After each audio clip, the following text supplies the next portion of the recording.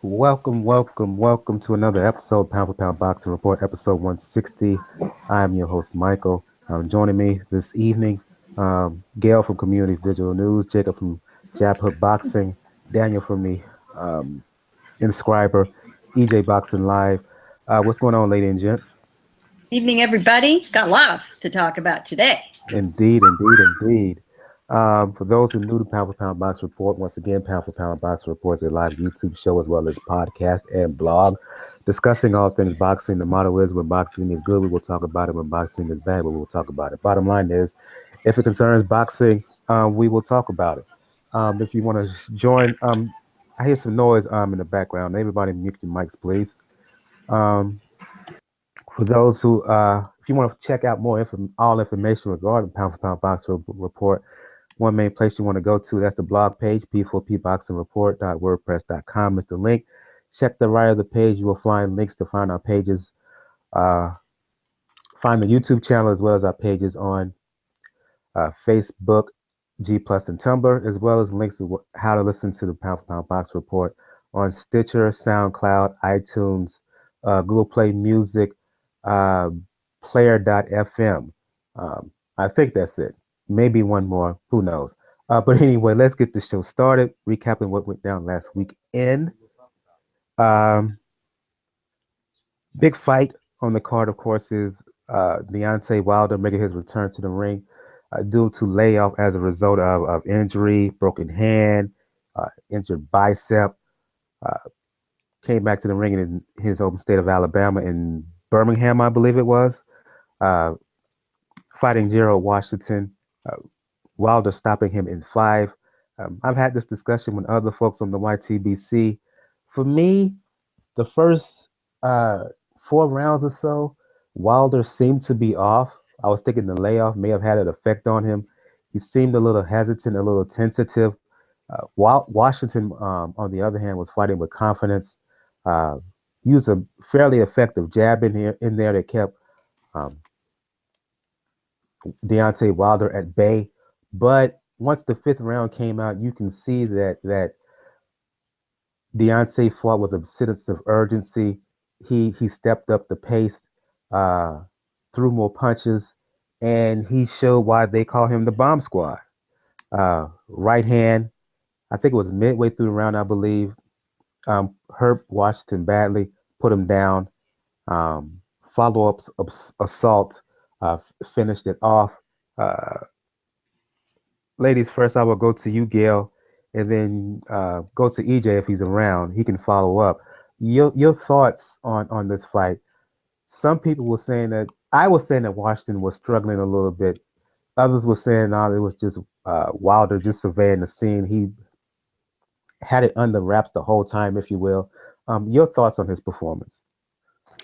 I thought that he did what he needed to do. And when you have one punch power like he does, it's all you need to end a fight. You get the win.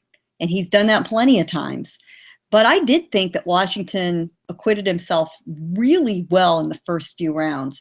Whether it was Wilder just shaking off the rust in the first few rounds, whether he was a little bit concerned about testing the hand, testing the bicep. We remember the broken hand. We sometimes forget about the fact he tore a bicep too, which honestly is by far the worst injury. Soft tissue injuries can really be nagging for a long time. And he had said in the run-up to the fight many times when people asked him, how you feeling? How's it doing? That he wouldn't know until fist met face. And I think it just weighed on his mind until he had a chance to land a hard enough shot to test it. And Washington made it tough for him the first few rounds. But, Wilder's style is unorthodox enough that he's tough to figure out for some guys. It was interesting that he's in there with someone who has a very similar background to him as far as coming to boxing late after pursuing other sports. So I had hoped that Washington would, as you said last week, Michael, have a moment, more of a moment. He's a good guy. He trains hard. He's one of the kind of guys that you want in boxing. But he admitted later he was nervous. He was very anxious in there. It was a big shot for him. And he said he just got a little impatient. And he left himself open, and boom, boom, out go the lights. I see EJ has left us for a bit. I hope he returns. So I'll go to you, Jacob. I don't think he was with us last week, so I'll give you the opportunity to discuss this fight now. Your impressions on how Wilder performed. Did Washington surprise you a bit? Your overall assessment on Wilder's stoppage TKO win over Washington last week. Yeah, I was never been high on Wilder. I mean, I'm sorry, on Washington. To me, he's got the size, but he fights very small. He doesn't use his size to his advantage. So I wasn't expecting much in this fight, and then plus Wilder with the layoff, and the injury, I wasn't sure how much of that was going to affect them. But I had picked Wilder to eventually knock him out. Wilder, to his credit, he has that that punching power that can change a fight. And I know it started off slow, but it's unfortunate, and it's not Wilder's fault, but the people that I want to see him against are just, the couple fights that he had, the schedule just weren't, because of the failed drug tests and whatnot, it didn't happen. So it's not his fault. But again, hopefully, I know they were talking about potentially, Parker or Joshua and, all these potential fights. I hope we get to see them because I really want to see Wilder step up his competition. Washington to me is going to always kind of be a gatekeeper. But we'll see. But wasn't super impressed, but Wilder got the job done at the end. He was a little reckless at times, with his throwing the haymakers and whatnot. But I think maybe he smelled the blood and knew that Washington was pretty much done at that point.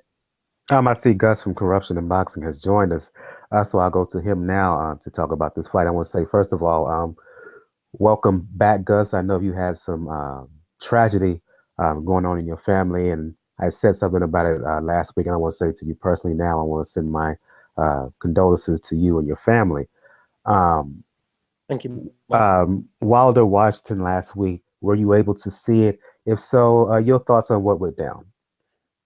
Yes, I was able to see the card. And Mike, when Gerald Washington got announced as Wilder's opponent following Voracek's failed drugs test, I was actually very, very happy because I've been following Washington, and he's got a very interesting backstory. Because he was a helicopter mechanic for the U.S. Navy for about 4 years before pursuing a college education in football, and he did very well, and I think he made it as far as USC and in the second or third tier for Seattle Seahawks before pursuing boxing. So I said to myself, well, clearly this guy is an athlete. Wilder, self-prognosis that he's the athlete, but I felt that Washington was very much a true athlete. And in this fight, Mike, because Washington, with his short professional career, has been more of a cerebral boxer, somebody who tends to fight on the back foot, defensively very, very good, but attacking specifically the body from an outside distance.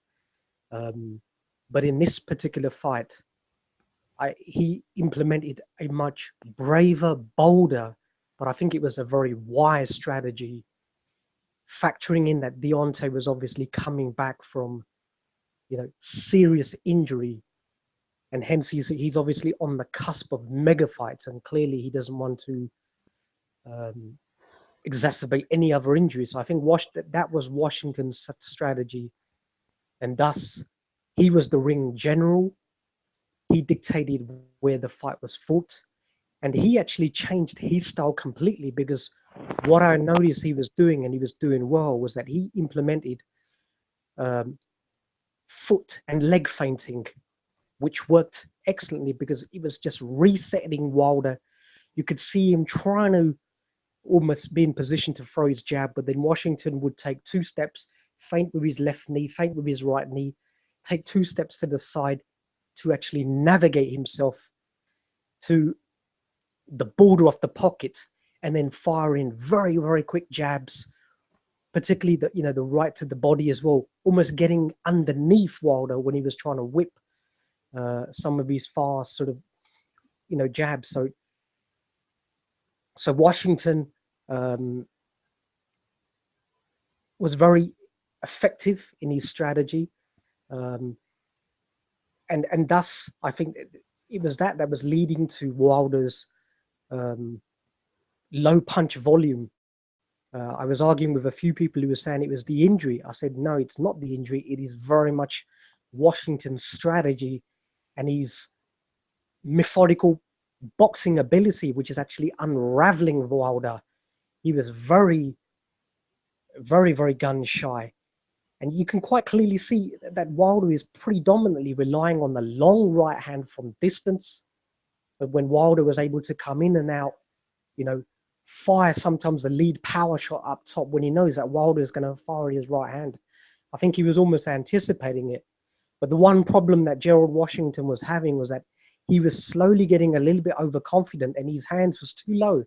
They were too far away from his body because he was relying on his legs to pretty much get out of position.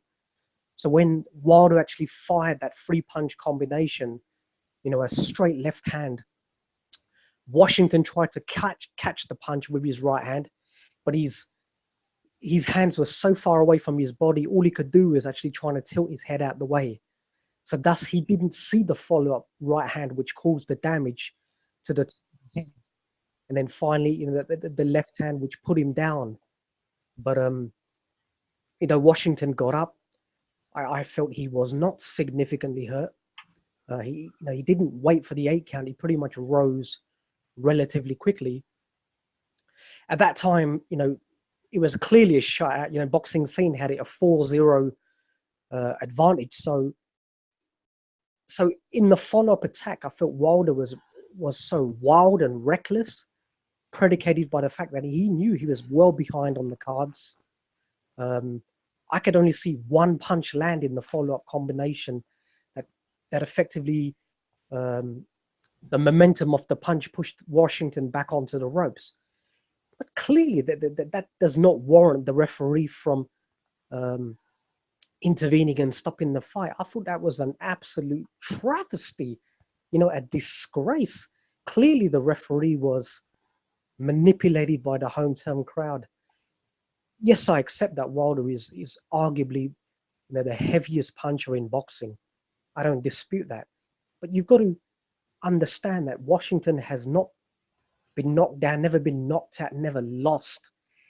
He's fighting for the world heavyweight version of a title. He's actually 4-0 up on the cards, so -1 knockdown, that's a 10-8 round. So even if he goes down again, that's a 10-7. Arguably, he's still taking a point lead into the next round. So clearly, you've got to give him an opportunity to, to fight on. We saw in an earlier fight 2 heavyweights who I felt were even badly hurt who were given an opportunity to fight on. So I was very, very disappointed with the stoppage, Mike. I was not impressed with Deontay Wilder at all. But one has to acknowledge that he's a proficient and prolific puncher. He knows how to stop people. He's done it in all of his fights. Even when he's been behind, he just finds a way of connecting with that right hand. So you have to acknowledge that it's not luck. It's definitely skill that plays a major part in doing it. But very, very disappointed for Gerald. But I think he can recover. Very, very, I like his ability. I like his mental fortitude as well. And, so I'll wait to see how he rebounds and comes back. And the irony, a bit of irony here, you mentioned uh, uh, within your comments about the fight, how Wilder was trying to essentially set up for a long right hand. Um, it was the short right hand that did the damage. Uh, and in other previous fights, people talk about Wilder, his power, how it's the long right hand. You look at the Spilka fight as well. I think that Wilder has his most powerful punch is the short right hand. Uh, that's one thing. Two, and I'm gonna ask you a follow-up question, Gus, and I see both from Truth and Facts and Boxing has joined us, and you can answer this question as well. Given how you was discussing the strategy from Washington was very cerebral. He made Wilder really think in there.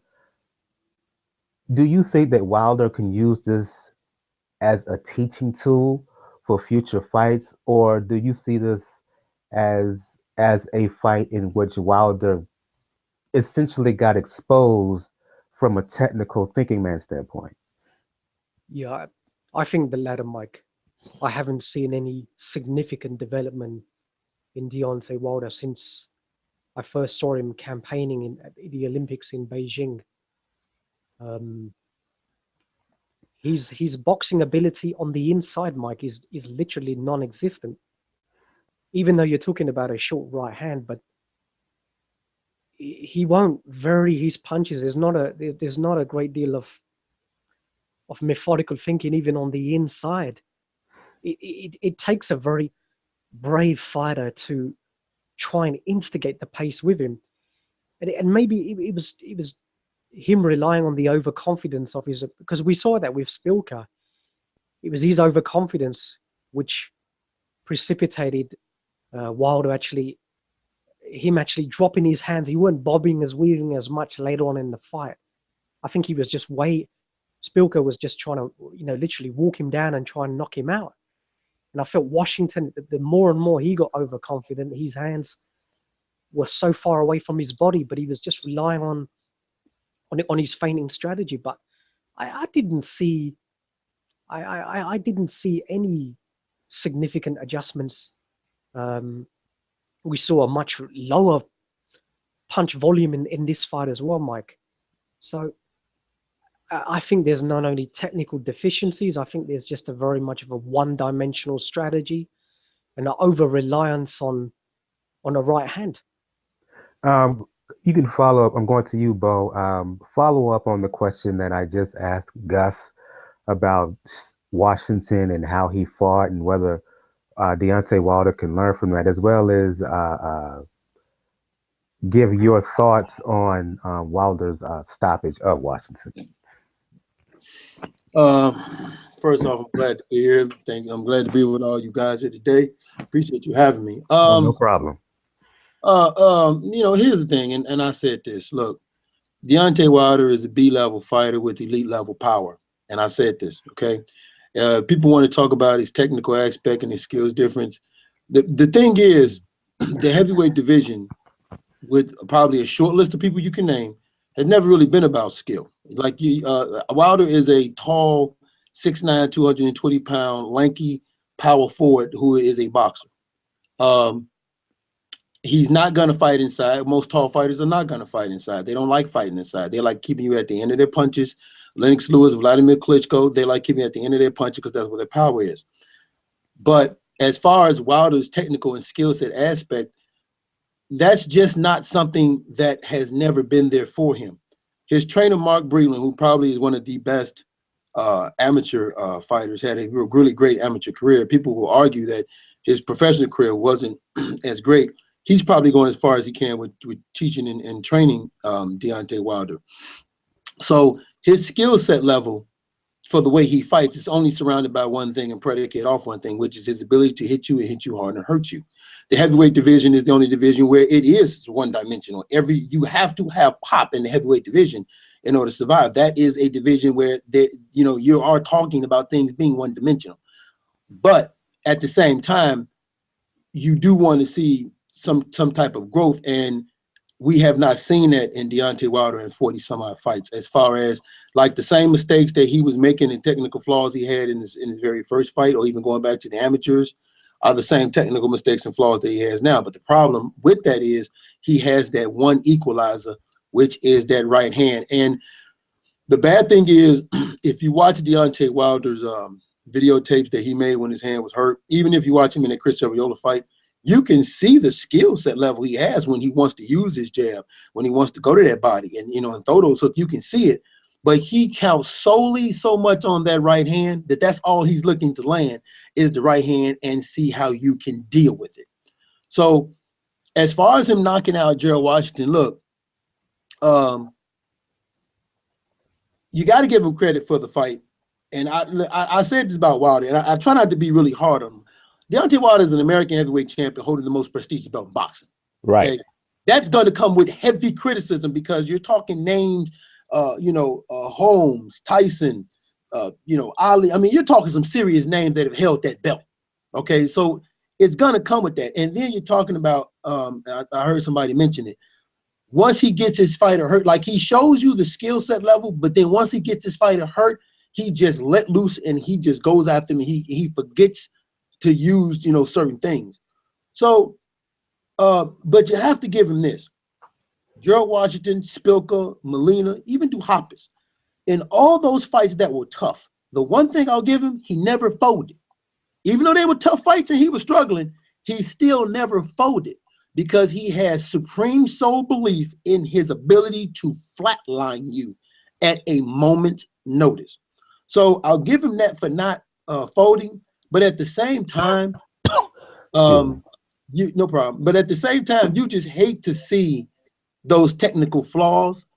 Now, I will say that although you try not to be too critical of him, you still have to understand that in the sport of boxing, when you don't see guys do certain things you see Wilder do, like you don't see most heavyweights get wild like he do, and you don't see most heavyweights make the kind of technical flaws we do, or you see some kind of growth. But you still have to be, I mean, I was not impressed at all with his performance. Granted, he was coming off a broken hand. Granted, he was coming off a torn bicep. I wasn't impressed with his performance. But the one thing I've accepted about Deontay Wilder is it's not about being impressed with his performance boxing. It's about watching him and waiting for him to land that right hand and knock somebody out. And I accepted that a long time ago about him.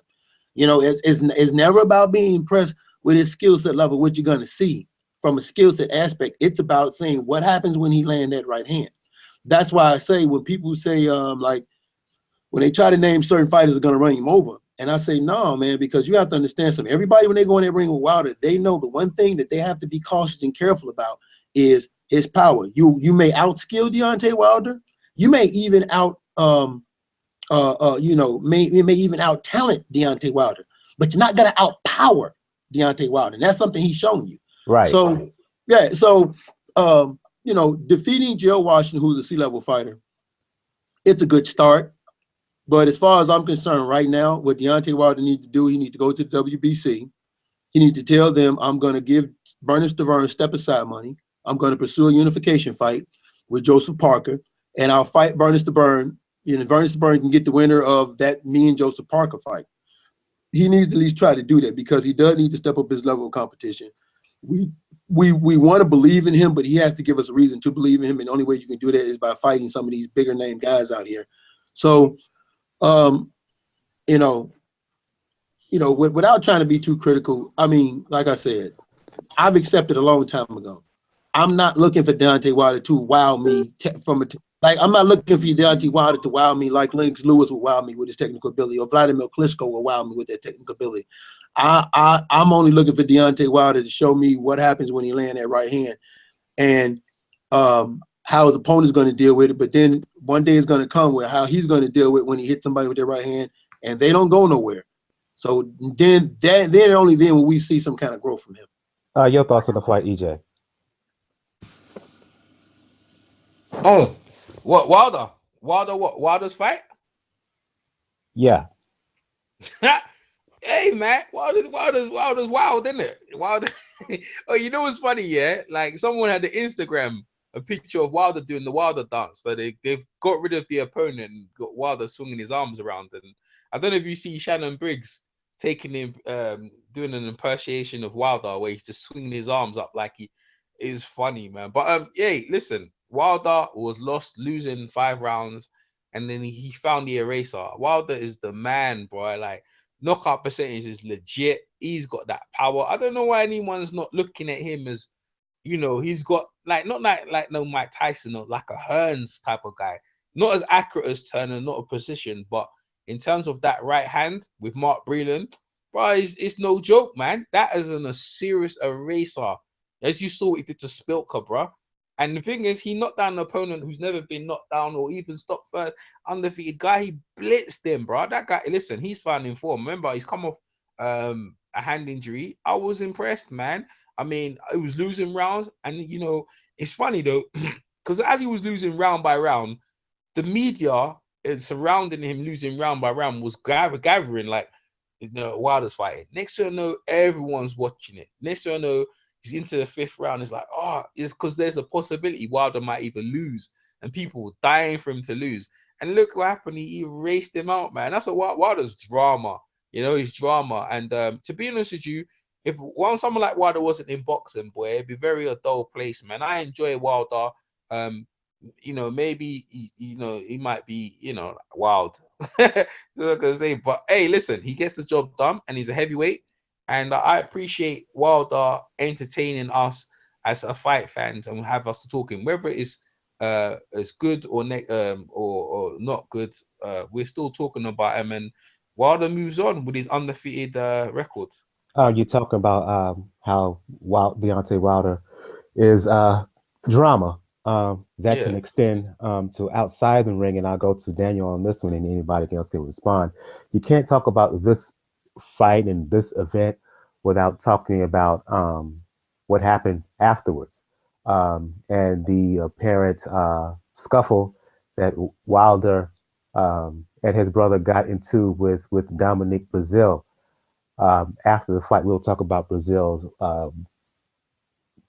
wild fight with Ugonoh coming up. But now I'll go to you on this one, Daniel, and just open up for everybody else. Your thoughts on that? If it's true that they were just upset because someone from the Breazeale camp was cheering for Washington, I hope that's not true, because no offense, but to me, Deontay Wilder, he's better than that.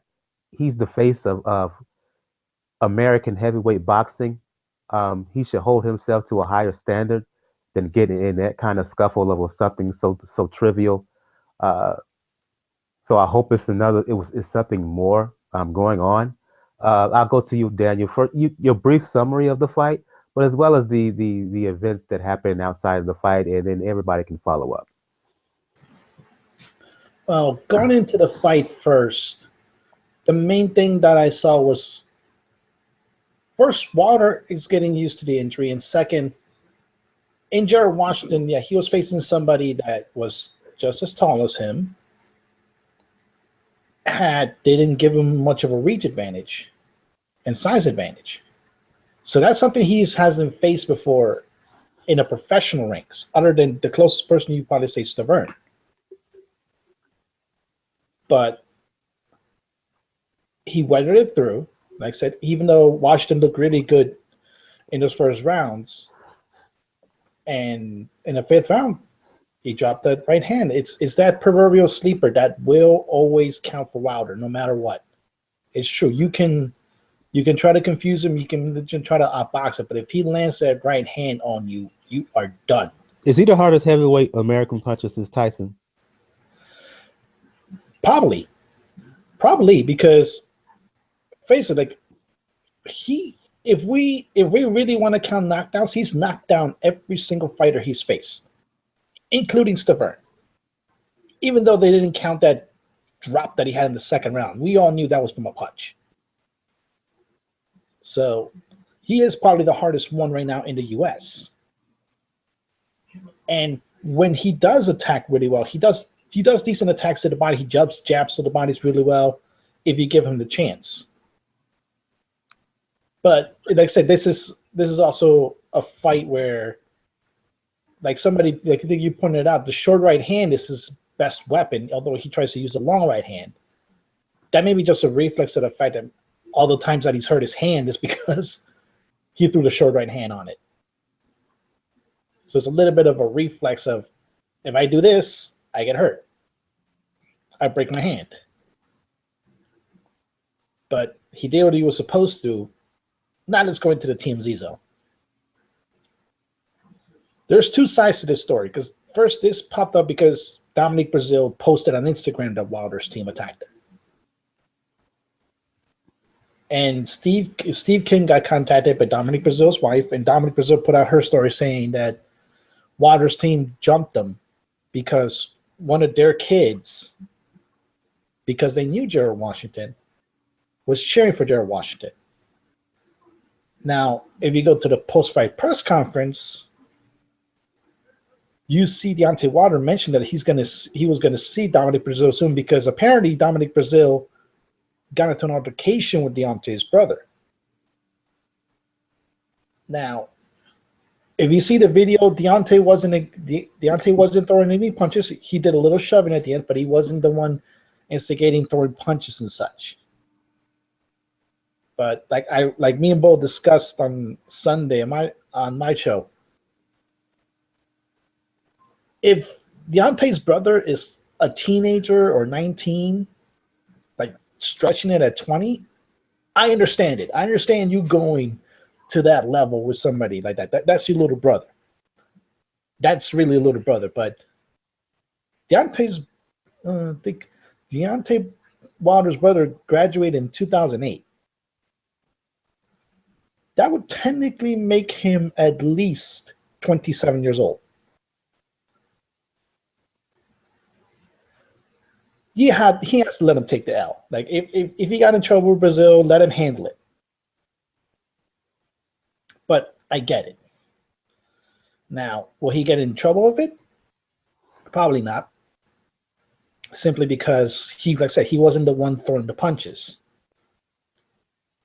But it is gonna throw a blight on him when he's been trying to build up such a positive image. Like the backstory between him and his daughter, is one of the best stories you hear in modern boxing right now. But this throws a little bit of shade into it.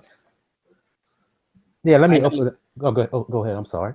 No, I'd say like you can dismiss it a little bit if we're saying it's family, but the kid's 27 years old. Like if he's got to take the L, the kid's got to take the L.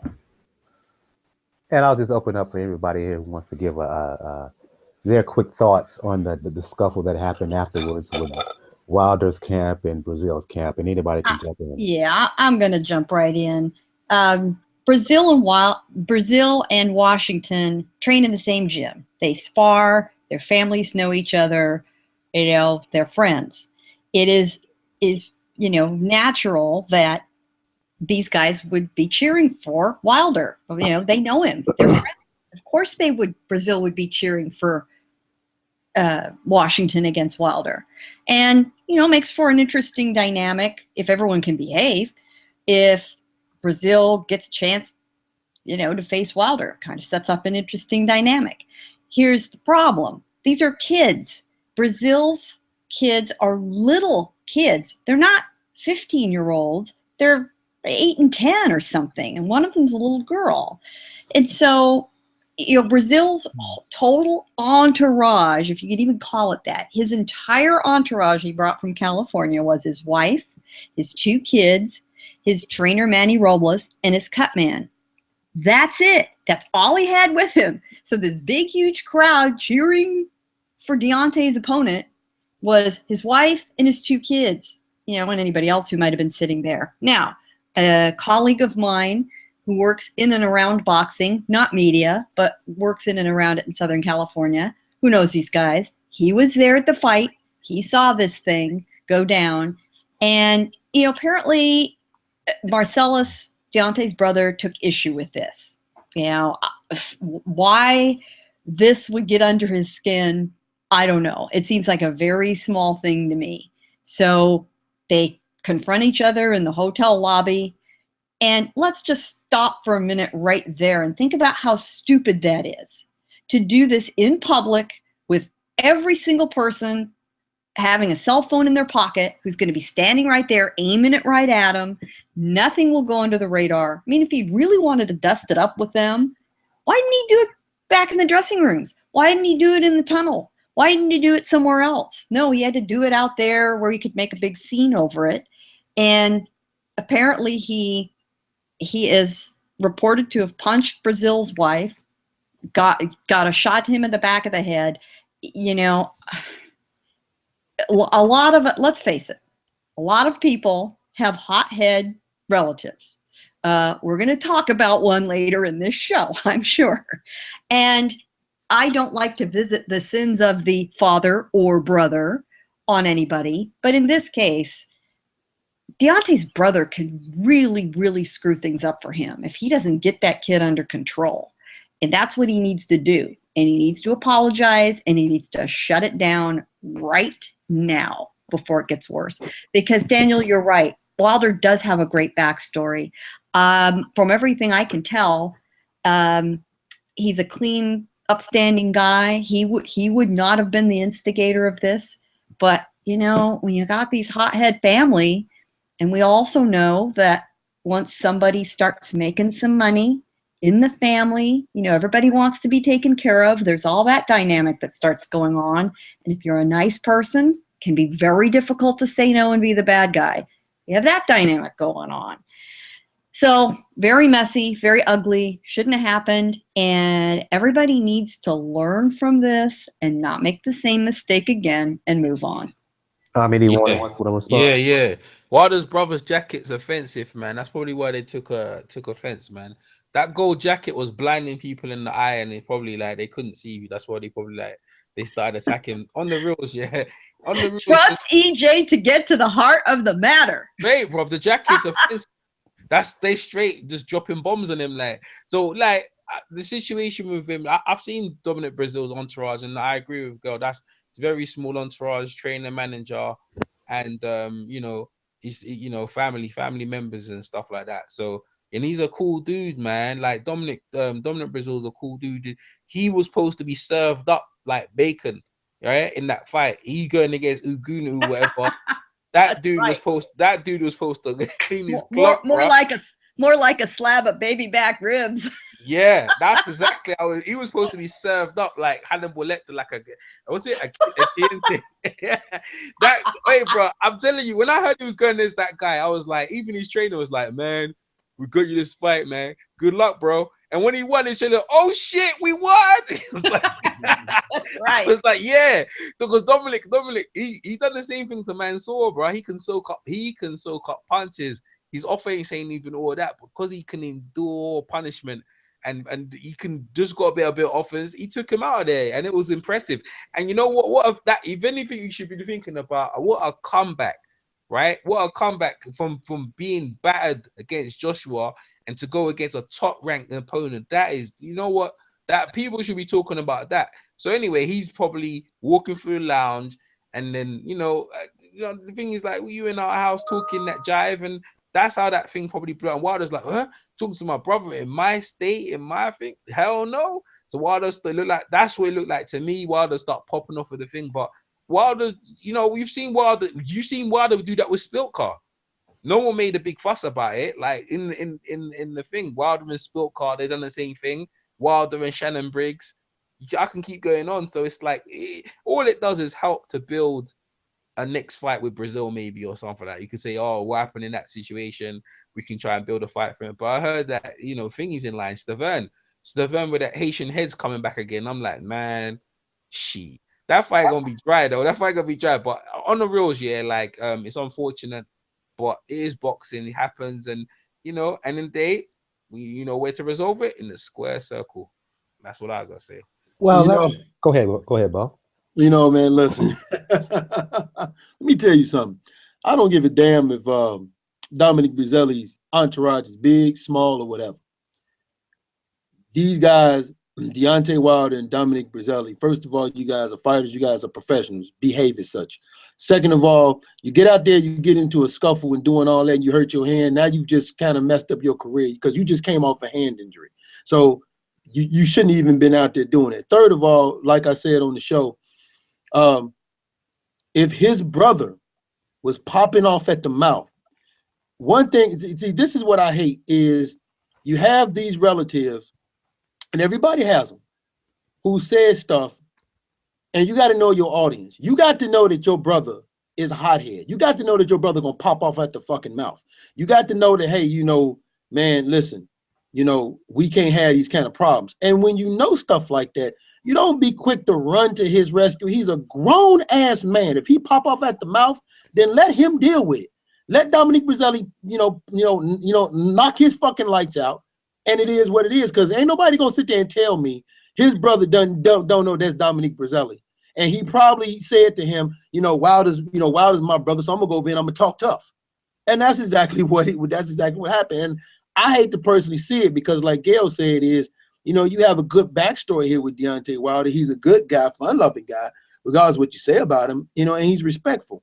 So, I mean, instead of, like EJ said, instead of talking about Dominic Breazeale's comeback victory, instead of talking about Wilder, we got to deal with this stuff. And that's the thing about the boxing that, and I understand that people say, hey, they like any kind of story and stuff like that. That's cool.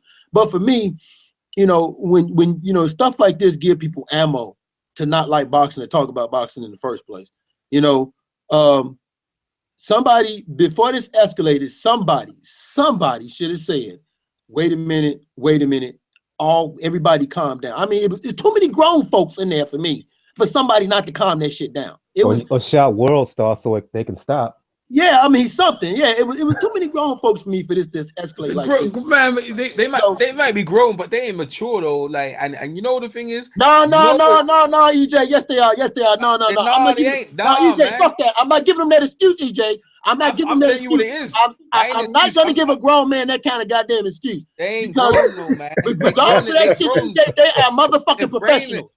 They are motherfucking professionals, EJ. They are professionals. They are professionals. They are professionals. And you know the thing is, you see the brother situation.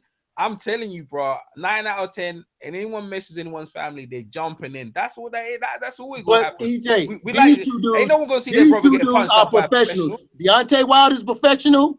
Dominic Breazeale is a professional. Oh man, behave as such. If you see your brother get, wait a minute, I have been in that situation, and I know my brother's the fucking hothead. So if he runs his mouth and he's grown, he gonna take an ass whooping. Nah. I'm saying that right now. Absolutely, I'm jumping in. My brother ain't getting. I'm not letting stand there. Let my brother get whooped us by no one. No, if my brother runs his mouth and it's a one. Wait a minute, EJ. You're supposed to grab your brother. If it's a one-on-one fight, fight, I'm not jumping in. He gonna take an ass whooping. Yeah, because he's a grown man to open his mouth. Yeah, you do. And that's what we're talking about. We're talking about two grown men opening their mouth. And if my brother, who's a grown man, opens his mouth to another grown man, and it's one-on-one, he gonna take an ass whooping. He ain't gonna be your brother. He ain't gonna be your brother for that long. He ain't gonna be your brother for no long. Because I would do. I'll jump in and drag my brother. That's not my problem. Don't open your fucking mouth. Because in a one-on-one fight, EJ, in a one-on-one fight, EJ, I'm not jumping in there. I hear what you're saying, bro. I hear what you're saying, because you're gonna get you in trouble. I understand that, but in the same, it ain't gonna get me in trouble, dog. I'm like that for real. You're a grown ass man in a one-on-one fight, brother or I don't care who you are. In a one-on-one fight, EJ, you open your mouth, take that ass whooping. You know how people are. They can't get your brother, so they come after you later on. That's how people are, man. That's how things are. And you know the real situation. If you can separate his brother's the one that started it, though.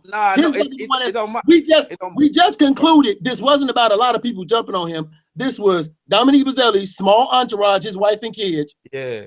And Deontay Wilder's brother. That's one-on-one. I'm not jumping in that. Deontay's brother's small, man. Thingy was a big dude though. Thingy's a big ass dude though, bro. He's a big, tall, 6'8" guy. Even more brother's reason like why I'm not 5 foot gonna run and something. jump in. You just Yeah, told me he big yeah. enough to When take you care of when that. you a small dude, wait. I ain't First leave of all, I ain't leave my brother with that giant, bro. That big bear. I ain't leave my brother with that big bear. And Then your brother shouldn't run his mouth. I'm sorry. nah, In a he can run his one-on-one mouth. fight, We can run our ass mouth. We gonna run our mouth. We gonna run. That's what we gonna do. We gonna okay, run. let's first of all, let me jump in. I can understand your point, EJ, and you're right to a certain point. Yes, you stand up for family, but when you do that and family continues to, and look, I'm saying this, I don't know his brother like that, but I'm qualifying this by saying if, putting it before this by saying if. You stand up for your family, yes.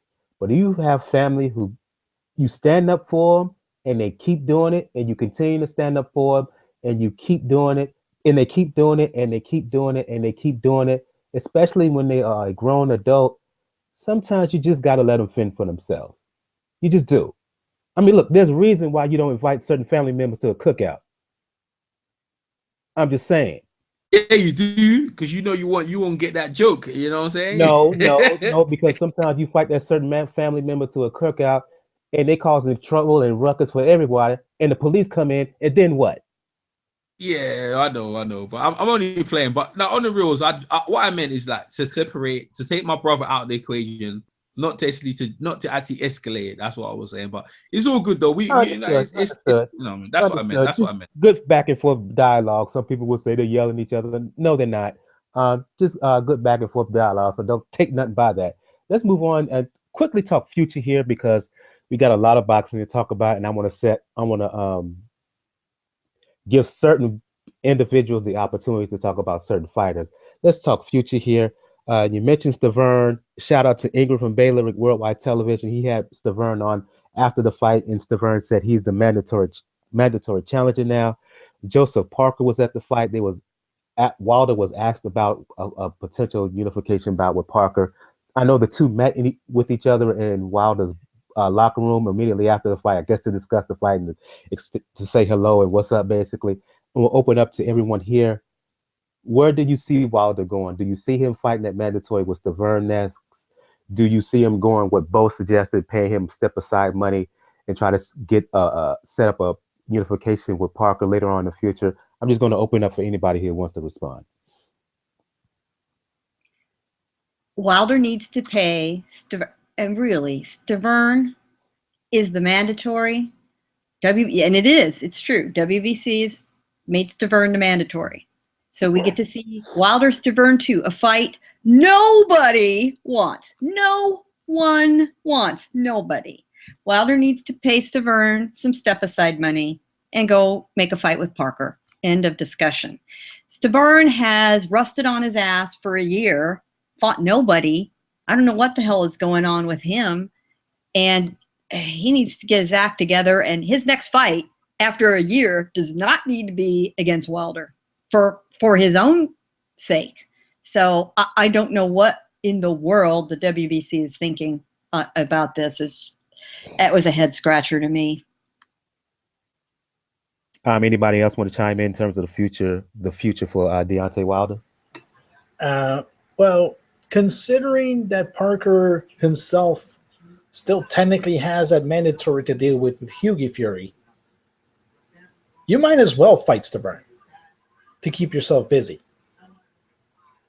because the WBO is mandating Parker to face Hughie, even though there's some rumblings that a hearing in the UK might derail that as well. But though, I would rather see Wilder fight Breazeale. Especially after the drama, I would much rather see that by far. Wilder needs to be careful about his brand and not turn people away from him with a bad fight that no one cares about. The ratings for this fight over the weekend were very good, very strong, especially considering the competition on television included an NBA game or two, college basketball, and for a lot of the country, one of these outdoor stadium NHL games. So it drew a very strong audience. That's great news that people got to see some entertainment, especially in that first television fight, which we're going to talk about with Breazeale. That's the fight that if he needs a make busy fight, that's the fight that needs to happen. Probably, Breazeale isn't really that. I think he's not ranked in the top 10 right now, the WBC. He is So now. He is probably will be. But if it's not going to be Stubborn, then it's Luis Ortiz. Then Wilder has to man up and say, okay, we don't want you to fight Stubborn. That'd be great with me. That's fine. Hard, man. Why Wilder got a man up? That he was gonna fight Povetkin. Wilder ain't doing that. No. That's a sentiment that people have. No, but that's some bullshit though. Because I'm not at you, but I'm just saying Wilder stepped up to fight Povetkin. Went over there. That guy's on juice. Next guy's on juice. He don't have to fight. I think Wilder's been doing the heavy lifting. He got a broken arm. He came back from a broken arm. He was losing. And like, to be honest with you, girls pointed out like why the ratings were up. I reckon the ratings high because people thought that we're gonna have a new heavyweight champion. People thought he was getting his ass kicked, and they would tune in and say, "What? I told you he was garbage. What's he losing?" And then he erased it. So I think Wilder's done enough as it is, and he's got a broken hand. He don't need to do nothing much. Breazeale, he wasn't even supposed to win that win. Let that fight marinate if it needs to. But we got the Klitschko thing. I think Wilder can just chill. Late December, you don't need to get back in the ring in a hurry. There's no need, man. You're the champion for a reason. You can cherry pick, man. Cherry pick that. No, well, that's the whole thing. That's the whole thing. You don't need. I'm saying like Wilder. You see who else in the heavyweight division is more active than Wilder if he didn't broke his hand. Like there you go. You have the actual evidence, which is likes to stay active. With the perception he broke his hand, man. Like no, we understand this. That's the thing. We understand it. I don't know about man up. So we understand it. But like, you know what I'm saying? Like, no, that's what I'm saying, EJ. We understand it, but you know what Average Joe's saying it? What Average Joe? Who's Average Joe? Average Joe needs a slap. Where is he? The casual. Get out of here. Yeah. Unfortunately, EJ, because boxing is such a niche sport in the US. Okay. The opinion of the quote unquote casual of the mainstream, unfortunately carries the weight. Are you talking about Steve Kim? No, not him. No. Okay. You talking about what's his name? Fatty. What's his name again? Not Rayfield. No. Let's put it this way. I equate the casual fan to my sister, who really only knows one fighter by name, Canelo. Oh man, you guys are bigger than that. Look, man. Look, I understand you guys are making the point, but let's be real. The man needs the rest, bro. His hand on broke, came back, and he took a guy out who's undefeated. And Breazeale was supposed to lose that fight, and he came back. So they could. But I'm just trying to give you a perspective that is unfortunately true here in the States. Do it. Do it. And right. There's a lot of folks who look at Wilder. They don't care. They don't know who Povetkin is. We know that he was willing to go into Russia and fight Povetkin. We know that really, when it comes down to it, Wilder's afraid of no one. But at the same time, there is this perception out there, a wrong perception, that Wilder is quote unquote cherry picking. That he's not fighting. That he needs to step up and quote unquote fight someone. When the other champions step up and fight someone, then Wilder will do that. Joshua's fighting Klitschko. Who else is doing it? Wilder's beat an undefeated fighter. Breazeale just beat one of the top prospects in the division. If that's not stepping up, I don't know what is, bro. That was his 5th defense of the title. You know what I'm saying? That he's doing the heavy lifting. Josh, what's his name? The Australian guy even done half the stuff as that. And what's going on with Fatboy Ruiz? He ain't doing shit either. Like none of them doing anything. So I ain't putting it all on Wilder's shoulders. They got like Stefan, like Kel said, what's he been doing? Sitting on his couch and all of a sudden eating chips. And he's saying, "Oh yeah, I want a title shot." Like, and the reason he's getting a title shot, I think, girl, is because he's affiliated with Don King. Because Don King done so much with WBC and Jose Sulaiman and his dad. I think that's probably why he's getting a shot, because he ain't done shit to get a shot. You know what I mean? He ain't done nothing. So Wilder can cherry pick. and I'm cool with the cherry picking. But to be honest with you, there's no real cherry picking because Thurman ain't no easy way. And maybe we don't want to see it, but Thurman ain't easy, bro. That hard Haitian head ain't easy, bro. Ain't no one stopped him yet. Wilder couldn't even stop him with all these knockouts.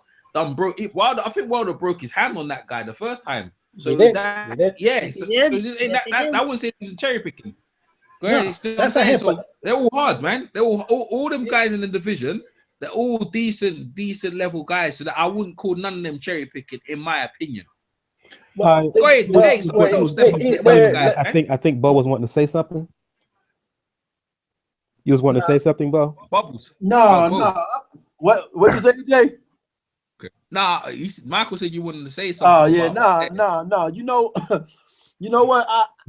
This is the thing, and this is why I said Deontay Wilder is an American heavyweight champion, holding the most prestigious belt in boxing. Like EJ said, and I said this to somebody, the heavyweight division hasn't been this alive in a long time. When Vladimir Klitschko doing his 10-year reign, people weren't talking about the heavyweight division like this. Okay, so you can say he's good for it, but the problem is, and like EJ said, nobody's fought this much. But see, that's also what hurts him, though, EJ, because he's fighting a lot, and people are critiquing his level of opponents because he's fighting so much. And they looking at his level of opponents, and they're like, oh, he's fighting this guy. This guy is nobody. That guy is nobody. So, I mean, I don't put much or pay much into it like that. I'll just go off what I see. But the bottom line is, regardless of how bad he looks or how much technical flaws he got, he's getting people out of there. That's something can't nobody deny. I mean, whether we like it or not, he's getting people out of there. So if, that's why I said, if people think that when they say, I think somebody said Luis Ortiz run him over or Anthony Joshua run him over. I'm like, no, you guys are killing me, because the one thing everybody knows, Ortiz and Joshua, is that right hand is a killer. It's a stopper. So they're going to come in that fight totally different than any fight they came into, conscious of that right there. So regardless of what we think, for all his technical flaws, the dude has the one thing that we know can erase all that. So, I mean, and like you said earlier, me and EJ, we do this all the time. EJ, sometimes I think EJ likes saying stuff to get up underneath my skin, man. Let me finish by this, and this equates well to what Wilder is going up against. There are people literally saying that Povetkin popping twice for banned substances is a way of Wilder ducking Povetkin. That is what he's facing, unfortunately. Cherry picking, that right there, that he's the cherry picker of the mood. Drug taking, cheat. Yeah, that's some funny stuff though. That's funny. But that's the thing. That's unfortunate. That's the mindset that a lot of people have, because you don't see Wilder with Joshua yet, because that's what everybody wants to see, Wilder, Joshua. And we're at the stage in society where we want everything. We want everything now. We don't like to wait. But at this stage of the game, like, yeah, just take care of Thurman. You can take care of Thurman. You could probably stop him this time because you hurt him twice. But Daniel, let me ask you a question. If boxing is supposed to be geared toward the casual fan, the one thing we know the casual fan like is knockouts. Then how come the casual fan don't like Deontay Wilder? Because he is knocking everybody out. Bo knows. I'll guarantee you they're not complaining about Golovkin knocking people out. So why the casual fan Bums as well. Bums as well. He ain't knocked out no one. He gonna knock out Jacobs though. That's gonna be a good win. But listen, see, that's exactly my point. He's doing exactly what a fight is supposed to, knocking guys because out. Unfortunately, Wilder is being poorly promoted in the way that Golovkin is not. I have to agree with that. But but even despite that, casual fans are finding him. Like I said, the ratings were damn good for a broadcast fight, which we don't have a lot of that in the United States right now. So that is good. Wilder needs to be careful though to keep up the momentum. If he wants to take some time off, I'm okay with that. I just don't think he needs to repeat a fight in which, by the way, he did not knock out his opponent. So who's to say we're going to have another sort of messy fight? Stavern is a rugged guy. He can take it. That was a good fight, though. Yo. It was a good fight, but you know what? It was a good fight among us. Again, the casual fan, you're right. Everybody's been right. They do want to see knockouts. They do want to see that kind of stuff, especially an American heavyweight. They think they hear American heavyweight, and the mental picture every single casual fan has is what? Mike Tyson. I'm just saying. And they gotta see that. They got to see that. I'm just saying. Look, Deontay Wilder is the American heavyweight champion, world champion with the most prestigious belt out there. It makes no sense to me why Golovkin got a Jordan deal and an Apple deal before Deontay Wilder. But in many ways, he is one of the faces of American boxing. It makes no sense. I don't like it. I don't understand it. That's what I mean by because they never asked for it. That's why promoted they never asked for no Jordan deal. That's probably why. Like that's right. If you ask for a Jordan deal, they probably get it. I agree. Golovkin's promotional team has done. I mean, they are genius. The PR machine behind him, genius.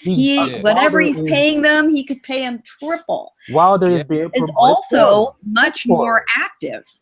He's much more active, and that I think is overlooked. Golovkin, except for last year, has been in the ring 4 times a year, every single year. That makes a big, big difference. Yep. And I get it. Injury slows these guys down sometimes. That can't be helped. You break your hand. I mean, come on. But he wasn't that active before he broke his hand. People need to see you or they're going to forget about you. People need to see you. There are so many other options for entertainment. That's the problem. Us hardcore, we'll hang in there. We're good with it. If we want to draw a bigger audience and not let this be a niche sport, these big stars need to be out there or people will forget about them. People are fickle and they move on to something else. I can't believe you said that, because the Bavarian thing, he got cancelled a couple of times. And he didn't gonna have it. That fight that snagged him. Before that, he was active all the time. He was fighting like every 3 months, man. But shit, man. But I'll leave it. I don't. He's the most active heavyweight champion. He's not active as Golovkin, but like before. Not as active as Joshua. No, but before the Bavarian, he was active, man. From January, he always fight. His fights was January, April. And then he used to be like May thing. He was like 3-4 times, the same as Golovkin, around the same. After the Pavilion situation and the cancellation and drugs, he got who did he get? He got what's that guy, the fat guy? He got your friend, Areola. He got Areola in there, and then he broke his hand, and then that's what I'm saying. You come on, give him some slack, man. And Michael, he never asked for it. Like if he asked for Jordan, like he would have get it. He'll get Jordan Brandon.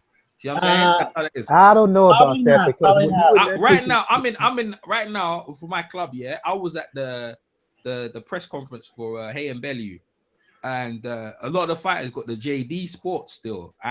So after the press conference, I went and talked to the guy for JD Sports, right? And I said to him, "We've got an amateur club. We need some sponsors." He said, "Write an email to me tomorrow, and we can see what we can do." You know what I mean? That's how that works. That's how that works, right? That's how that works. So he ain't answered for it. Because Roy Jones had that sponsorship as well, and so Andre Ward. But they asked for it. They went out their way to get it. No, actually, Nike went to Roy. Yeah, but I'm saying if Deontay Wilder went to them, they wouldn't say no. Is my point.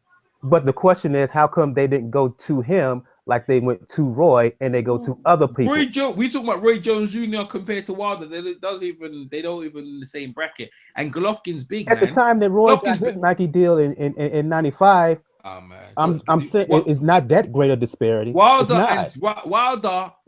hasn't achieved as much as Andre Ward or Roy Jones Jr. and Golovkin is the undisputed champion right now. Wilder's not the undisputed. That's why, man. But I'm just saying, if he went them, I can't see them saying no. That's what I'm saying. So in '95, let's just remember now, people didn't know Roy really until he beat Tony in '94. Yeah, he When was did the he get? When middleweight did he get his champion. Jordan though? When did he get his Jordan though? 95. Yeah, that's good. That's good. He came at the Olympics, didn't he? Wasn't he in the Olympics? But he fought no one up until really he beat Hopkins. He was in the Olympics, and everyone saw him get robbed in the And Olympics. people That's big. forgot and remember he fought his first 2 fights on NBC. Then he was off of television, off of national television, off Well- of HBO, fighting second-rate guys on USA Network, fighting no ones on undercard of pay-per-views until HBO finally got a little bit of interest in late 92. He got a fight with Hopkins in 93 for the vacant belt, made one defense, thought of him as a talent. He beat Tony. Then that's when people begin to notice him.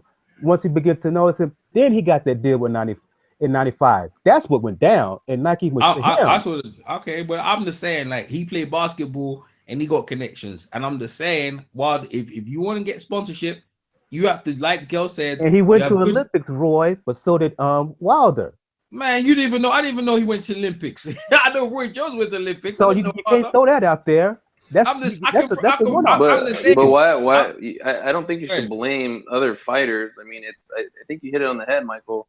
It's Wilder's management and promotions. If they're not There you going, go. if Thank they're you. not working for him, they're working against him. That's why I Because say these he's other being fighters poorly- have being this. poorly promoted and poorly marketed. That's all I'm Yeah, saying. but again, that's part of that is his own fault though. If he wants those things, then he's got to talk to his management. If he's not happy with his management, he needs to get out of that deal. Just like that's Ward did, and many other fighters have done. let's review actually that situation for a little bit, because first of all, we know Wilder's real promoter is a man who doesn't want to act like a promoter, because if he did, he's breaking the law now, Heyman. And second, remember, Rock Nation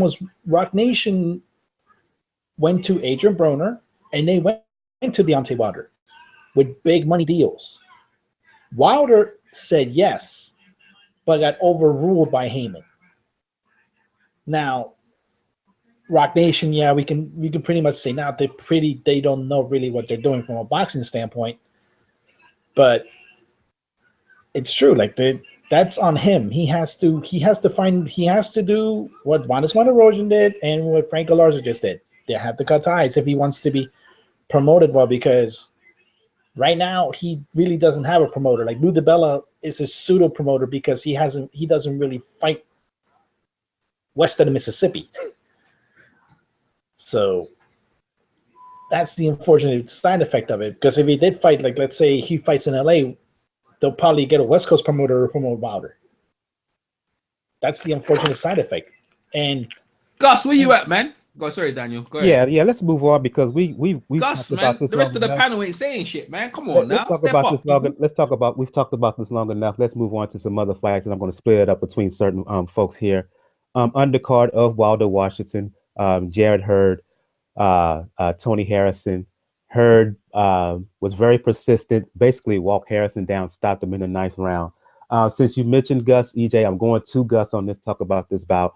Your impressions of what went down. Is it a case that just Hurd knew that he could take whatever Harrison was dishing out and knew in turn that he could basically hurt Harrison anytime he wanted and just decide to fight that kind of fight? Your thoughts, Gus? You know, Mike, people put a lot of emphasis on a clash of styles, but I think the most important factor sometimes in a major clash is which fighter is prepared to sacrifice their game plan to instigate the action, especially when you know that your opponent is going to be elusive, he's not going to take the center of the ring. Because we know Jarrett Hurd, he's a smooth operating puncher who likes to entertain on the inside. You know, although with his physical dynamics, he does have the ability to pursue and target people from long range, given his 6'1" height and his long arms. But he prefers to fight on the inside, and he likes to entertain. But we knew Tony Harrison was going to be the more elusive, fighter who has a terrific jab, can counter punch very well, has a beautiful whipping left hook. And he's got very diligent and quick hands as well. So for all the people that have been criticizing Hurd, I think he's completely unjustified and unwarranted, because Tony Harrison is a very decent, skillful, diligent fighter. So Hurd sacrificed his game plan to stalk, pursue, and try and instigate the action. Otherwise, it would have not been. It would have been a bit of a stalemate fight. And thus, when you're resorting to Plan B, effectively what Hurd was doing, you're going to be susceptible to counters, and we saw that with Harrison, who looked very sharp initially as he was whipping in beautiful. He's got a magnificent jab, and it was working well. And he was landing some effective body shots as well during the fight. Yeah, Hurd for his part, I think initially he was okay, because he was trying to bend from his knees and bend his back and try and get underneath the punches. So occasionally they were working, but pretty much for the large part he was getting hit with right hooks and certainly left hooks to the body. And we saw one particular body shot, I think Harrison landed, where Hurd pretty much just backed up to the ropes from the middle of the ring. So you knew quite clearly that he was, susceptible to a strong body punch. But it didn't deter him. It was brave, but it could be a combination with Tony Harrison. I'm not sure what his conditioning was like, because he seemed to fatigue very quickly, and it's been synonymous with him in the past. I'm not sure whether he's shedding the weights significantly, almost crashing the weights pretty much in these last sort of between the 15-day and the fight time. I'm not too in tune to his camp, but there definitely seems to be some issue there. And his punch resistance as well doesn't seem to be the best. Jarrett Hurd is a good puncher, but he's a breakdown type of puncher. I don't think he's a concussive knockout puncher. Yeah. But he was not going to be deterred. I think the fight really kicked off in the last 3 rounds, where we saw Harrison almost realizing that he clearly didn't have sufficient energy to keep fighting on the back foot, especially when Hurd was trying to get underneath his punches and just sort of tee off at him. And when he began to tee off at him, I did say a couple of weeks ago, Mike, that I felt that Hurd's uppercut would be the significant blow, as when Harrison comes on the inside, his head is in the position where it's not away, but it's just perfectly there for an uppercut. And I think we saw in the 8th one significant uppercut from Hurd, I think really set the tone. And Hurd, from that point onwards, he had his opponent hurt significantly for long periods. Harrison was brave; he was fighting back, so he was pretty much toe to toe hurting one another. But the irony, I think, in the 9, it was actually a counter right hand from Hurd. The way he slipped that whipping left hook from Harrison to get underneath and then fire that overhand right, it takes enormous skill and ability to do that, especially deep in the fight when you've been hurt significantly. So yeah, it was the last 3 rounds I thought were very, very exciting. A good victory for Jarrett Hurd. I don't buy in the criticism to what a lot of people were saying.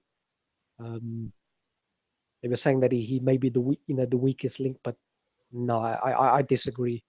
Because of the opponent, I think Harrison was a top level opponent, and plus Jarrett Hurd had to adopt a different strategy, and it worked, and we saw his power carries late on in the fight. Yeah, very, very happy for the young man. I'll go to you, Jacob.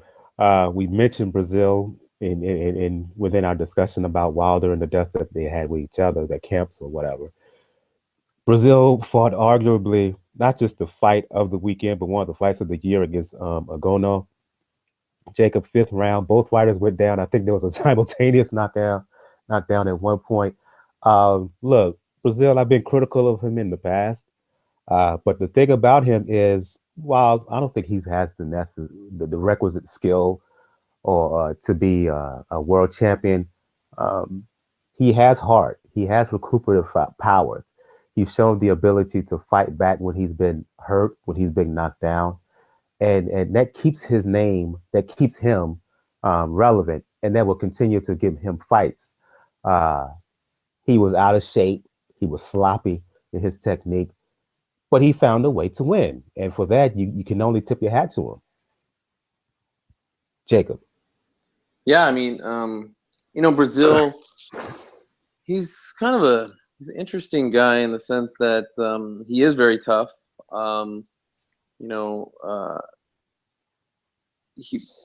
You almost can't count him out in a sense because he does have pretty good recovery. I remember when I saw him against Mansour, and he was getting his ass kicked in that fight, and he was the bigger guy. Mansour was a tiny guy, and Mansour knocked him down even at one point.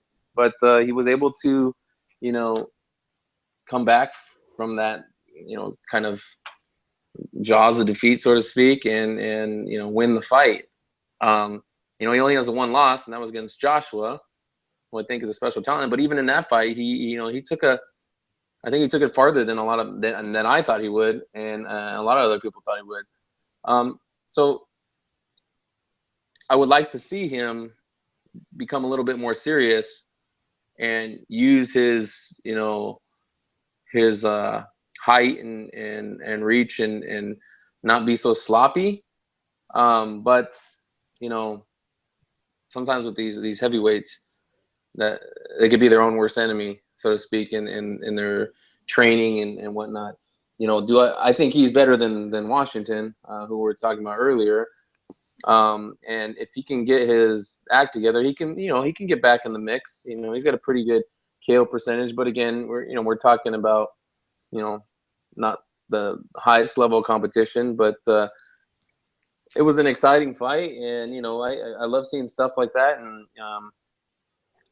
if he can be a little bit more active, he should be able to put himself in a position to maybe challenge for a world title again. I will just say this before I move on. I don't know the possibilities of this happening, but Dominic, Breazeale, Dillian White. I'm just putting that out there. That's a fight I want to see at heavyweight. Be a good fight. I want to see. That'd be a good fight. I'm just saying. Last week on the show, EJ, you mentioned Gavin McDonnell fighting Ray Vargas for the vacant belt at 122. Hasagawa vacating. And you mentioned watch out for Ray Vargas. I'm going to give you a shout out right here and now and give you the floor to talk about that fight. Look, it wasn't as if Gavin McDonnell is a bad fighter. I think looking at this, and maybe you can chime in as well, Gus, since this fight took place in the UK. Look, man, Ray Vargas, I hadn't paid much attention to him, seen clips of him and whatnot, but I really focused on this fight. Shout out to Wingy Boxing for giving me the link. But this Ray Vargas kid, EJ, this guy is good. He's tall. He can move. He can really box. He has pop. I don't see a great weakness in this guy. Your thoughts? He all right, man. I ain't gonna lie. I'm gonna be truthful, man. Like, man, I had Gavin winning the fight, by 2 rounds, But yeah. But this is the thing. It's the thing. I realized it was my enthusiasm from Gavin. Homer. You know what it is? I thought Gavin was gonna get killed, and then Homer. You had low expectations, and when he did so my expectations. You gave him more credit. When I saw any success, I was like, yeah, he must be winning that round. And the thing is, I wasn't the only one because Ian John Lewis gave it a draw, and like he got smashed on Twitter.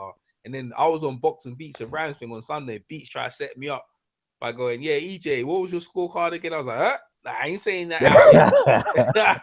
I was like, but I'm gonna say it, yeah. But initially in the fight, Natural Bernstein fighter, man. That's hey, listen, you know what? Hey, listen, he won a world title over here abroad. you know, and that's where it is, and that's how it starts. Hopefully he can go on to build on that. But I was hoping he's gonna stop for Gavin. Gavin impressed me for his conditioning, and he didn't throw that many punches. But overall, it was an okay fight, a forgettable fight. But he moves on, and I like to see more of him, man. Where are all the little Mexican fighters gone? Remember back in the days in the 90s, in the 2000s, Burr, Morales, there used to be loads of these little Mexican fighters. They were nice. And now maybe this is one of them as well. So there's not enough of them no more. I don't know where they're all gone. Oh, no. We got plenty of them. We're hoarding them all in Southern California. Who are they? Not only that, EJ, here's the thing. I don't know. I ain't never heard of them. Here's the thing. In the 90s, you used to have a place called the Forum where okay. Let me finish. Used to have a place called the Forum.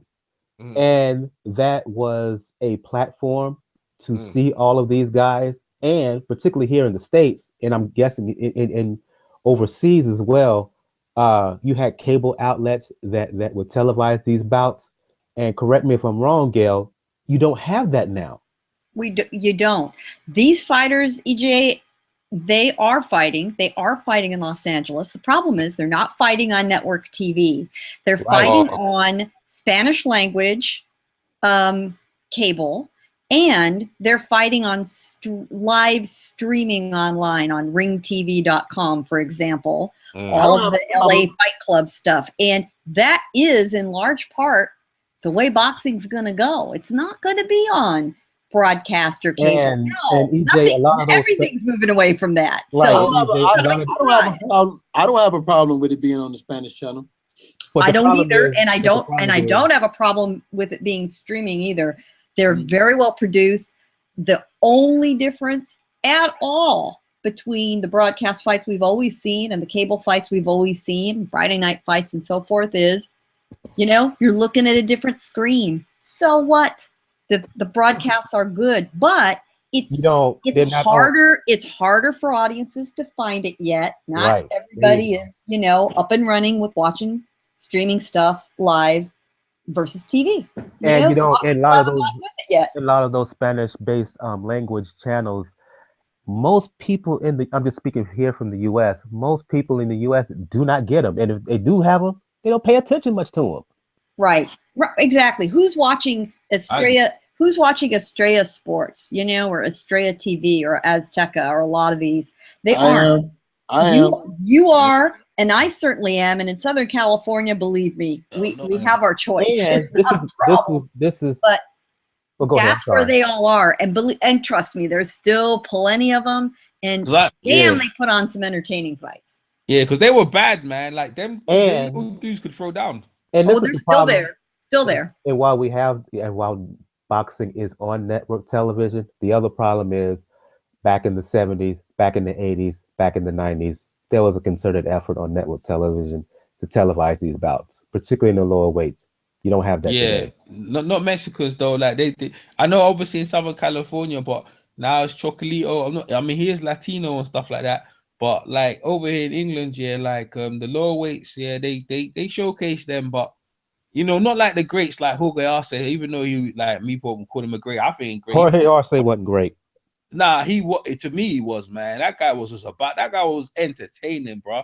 Arcee's coming his lollipop and that hat, he was entertaining, but I would agree with Michael. I don't think he wasn't great. Besides, he entertaining, yes. He gets marks from me. He gets an X mark because he didn't fight Juan Junkan when he had the opportunity to do so. You haven't got no for it? Man, come on, man. I don't know that. I don't even know who that guy is. Look, all I know is this: Jorge Arce whooped ass, man. Took names. Rafael Marquez. You know what I'm saying? I go on. I used to watch all of them, man. They should show them over here all the time. And Marco Antonio Barrera came over to the Yorku and beat live wire Paul Williams, whooped his ass, bro. And he fought Amir Khan. Like that's another thing as well. Y'all guys used to travel, man. But it is what it is, yeah. It is what it is, But Sanchez. There you go. That's my point. That's the best, mate. That's my point. That's my point right there. In the 80s, you had Salvador Sanchez fighting on network television. Yeah. ABC, NBC, CBS. Died when he was 23. He would have been one of the greatest top 10 of all time. Simple. No one knows that. No one knows that. He was all right. He was all right. Salvador Sanchez? He was all right. Don't get me. Salvador Sanchez was all right. Yeah, yeah. Wait. Azuma Nelson Salvador Sanchez got him was on all last right. week. You know what?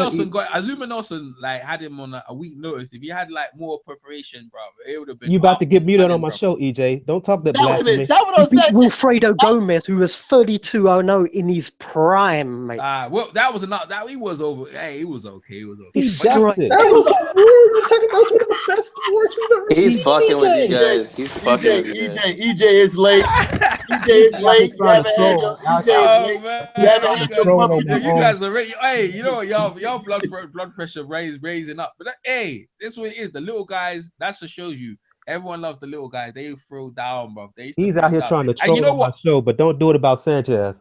Hey, you know what? Going back to Nacho Bernstein, he's another one. He's a maker of them little badasses, bro. Like this guy, we're talking about, the guy who beat McDonnell, bro. He maybe does that dude because he got the length like Ant Morales and stuff like that. So I mean, I'm looking forward to see his next fight. I'm gonna keep an eye on him for real. I will move on to you, Bo. Eleider Alvarez, who fought the day before Friday, before all the action that went place on Saturday, fought Lucian Bute in an eliminator. I think WBC eliminator, something to that effect. Even though Alvarez has been Stevenson's #1 contender since November 2015, shows you how fucked up the sanctioning bodies can be. But anyway, he fought Bute, stopped him in 5. It was pretty kind of competitive until 4, until the power showed through from Bute. Thoughts about it? Is this the end for Bute? You know, that's a very interesting question. I said this. Lucian Bute has 9 lives. You know, he got to fight with DeGale, then he got to fight with Bandu Jack. I think it was Bandu Jack where he tested positive. Then he gets in this fight, this title eliminator fight. The problem is he's still a popular guy in his native country, and he can still sell. So I can't necessarily say if it's the end for him. Now, if it's the end as far as him being a champion and maybe being in championship contention, I can say that. But if it's the end for him, period, I don't think so, man. I really don't think so, because again, he is still such a popular guy in his native country. He can still sell fights. And even being knocked out by Alvarez, you know, you can still sell him. But I really wasn't that impressed with Alvarez either, to be quite honest with you. And you know, here's a guy, and he should have been fighting, like you said, Adonis Stevens. So, and I agree with you about the WBC. You know, like, you know, Adonis Stevens. I'm not gonna get started on him. Excuse me. I'm not gonna get started on him. Yeah, Scorsese may be lurking around here. He might try to throw that curse on folks. Yeah, I'm not gonna get started on him. But I was, you know, the funny thing is, and this is the thing about boxing, every time we think somebody's done, they come back. For some reason, like, you know, I'm quite sure the guy that fought Breazeale, I can't think of his name right now. Was it Ugonoh or something like that? Ugonoh. Yeah, right, Ugonoh. He thought he could just run over Breazeale because he thought Breazeale was done, and he found out he wasn't. So that's the thing about boxing. You know, Bute lose the Alvarez, and then he can come back in a fight against another like contender or another hot guy and win, and he's back up there again. So it's kind of tough to say, but Lucian Bute has 9 lives, man. Go to you, Gus. Fight that took place today. I don't know if everyone saw it. I shared it with you via Skype, Gus. Shizuki Yamanaka, WBC champion at 118, fighting Carlos. I forgot his last name, but Carlos, I just call him that. Stopped him in 7 in Japan. Briefly talk about that fight, but the main question for me is... Didn't see the fight, Mike. I didn't. Oh, you didn't? You didn't? Okay. Apologies.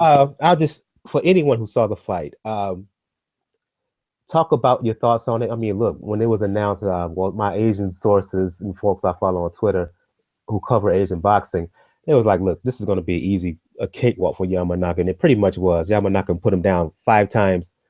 So talk about the fight briefly, but more to the point, talk about the future for Yamanaka. And Gus, you can get in on this as well. Yeah. Following the Moreno bout, this was just an easy voluntary defense. He's basically cleaned the lot out at 118. No real guys, not too many guys left. So where does he go? Rigondeaux, try to set up a fight with yes. Hare. Yes, you was reading my mind. I was just going to say that. So Yeah, I was briefly, just if going to say, anyone Rigo need to go down and face him. Yeah, so for anybody who talk about the fight briefly, give a summary of it, but more to the point, let's talk about the future of Shinsuke Yamanaka. I'll give you the quick summary. It was finally a guy named and everybody has to look up his name, and no shame in that, because his name is Carlson. Carlson, yes, he's Mexican. Carlson, it's kind of confusing. Club fighter from Southern California, and not particularly a great one. Barely ranked in the top 50. That's 5-0. Let's just be clear. How in the world he got this fight, and how in the world anyone even found him after fighting in the fabulous arenas of the Outdoor Entertainment Center in Corona, California, and the Doubletree Hotel in Ontario, California. And seriously, that's where his fights have been. It was just the strangest thing. The poor man was just so overwhelmed. I checked his record also. He had only ever, in his entire career of 23 professional fights, fought one other southpaw before Yamanaka. I mean, he was so ill-equipped. I give him credit. He kept coming. He kept getting up. He shouldn't have kept getting up. He kept being knocked down. Yamanaka was at the top of his game. You know, he looked great. Japanese fans loved it. But now he needs a serious fight. And that's what's intriguing. You know, what his options are. Rigondeaux, I like it. He's got to have a significant fight. And I also must not a bad one. Yeah, I almost must mention, excuse me, Gail. There's also Luis Neri, who I believe, Gus, you think very high of, Gus. So, yeah. Ooh. Yeah, I think Luis Neri, EJ was talking about where are the Mexicans. Now, this kid is one of the best Mexican fighters out there right now. A terrific boxer, puncher, southpaw, who is now on the cusp. He's just been literally walking through his opponents. A menacing stalker. I feel the time is now right. Yamanaka can't hide from him. That fight, I think, will happen. It will probably happen in Japan, which won't phase Neri. But if it's an interesting division, Mike, where it may not be extremely deep, but the champions of all the respected titles are very good fighters. You know, you've got Marlon Tapayas, who's about to lose as soon as he gets with Tete, but move on. Yeah, so Tete and Villeneuve will have the right to fight him. You know that whatever happens, that'll be a terrific fight, because Tapayas, I'm a huge fan of as well. He'll come off the counter. He's an indomitable will, and body punching art he has. An extraordinary fighter. And also from Japan, we got Yokinori Oguni, who is also a magnificent fighter who recently beat Jonathan Guzman, who's still there as well, and he's yeah, but he have to move up to fight that guy. Yeah, but so the division is still strong, but Neri for me, I think will sooner rather than later, I think he'll be the WBC champion. Yeah, I heard you was getting very excited about the prospect of Yamanaka fighting Rigondeaux. Opine on that, Bo. Yeah, I listen. I've been saying this for the longest. I said Rigo needs to go down because Rigo can actually still kind of make 118 pounds. He does need to go down and fight Yamanaka. That would be an excellent fight for him. That would be a good fight for him. Also the reason why is, he's fought over in Japan. They actually love Rigo over in Japan. Overseas, they actually love Rigo. That'll be a good fight. It'll be a good technical fight. and it also be a fight. Rigo is one of those dudes where he needs that part of him brought out. Like when he fought that, I think his name was Amagaja, and he knocked him down twice. He made Rigo, so he brought that out of Rigo to make him fight. Had him looking like the Elephant Man afterwards. Yeah, right. And he brought that out of him. Rigo fights to the level of his opponent. So a guy like Yamanaka would bring would bring that out of him, and it would be an exciting fight. So I like that fight. I think he should take it because, quite honestly, 122. Nobody's gonna fight him at 122, and if he goes to 126. I don't see none of those dudes right now with the positioning that's going on. Like Carl Frampton didn't fight him at 122. He's not going to fight him at 126. So I don't see with the position what's going on of him being able to get in the mix at 126. So I think he should go to 118, fight Yamanaka, and that could really make some noise. I mean, that's just me, but I would love to see that fight. It won't happen. He didn't want anything to do with Shingo Woke in Japan, so he's not going to take Yamanaka. I'll tell you that now. Unless the money's big enough, he's getting to the point of his career, he might do it for a payday. But in Japan, a fight like that in Japan will get him no more than $500,000, I'd say maximum. Yeah, and I don't know what his purses were here in his last few fights. They weren't great. I mean, I was gonna say, what is he making off his last fight? Yeah, I think that might be the biggest money Rigo can get now. That's for me. That's if he's going to make any kind of substantial money. Japan may be his only option. Yeah, got to do it before his 48th birthday too. Yeah, because I always say, he's in his mid-30s, but he looks about 50. Not an easy man to bypass anyway, so he'll have to worry about that one first of all. Yeah, that's true. When is that fight supposed to happen, by the way? That fight was supposed to happen a couple weeks, actually, the weekend before last. It was the undercard of Cota Kirkland. Right. Indeed. So let's move on and talk about some news here. One main news event. Look, last week we talked about Pacquiao and Amir Khan. Today, typical of Arum, an announcement of a fight, and then Arum puts the brakes on it, saying, you know what, maybe not. And if the rumors are because the word is, to quote Raging Babe from Morning Punch In, word on the curb is that they're relying on some Middle Eastern money for this fight to possibly happen in the United Arab Emirates. Because of that, there's never been, that part of the world has never been on the up and up in terms of providing proper finances for a bout. So as much as we were talking about last week about the bout is signed, sealed, delivered, and official, a week later, not as much. So anybody who wants to talk about it, please do.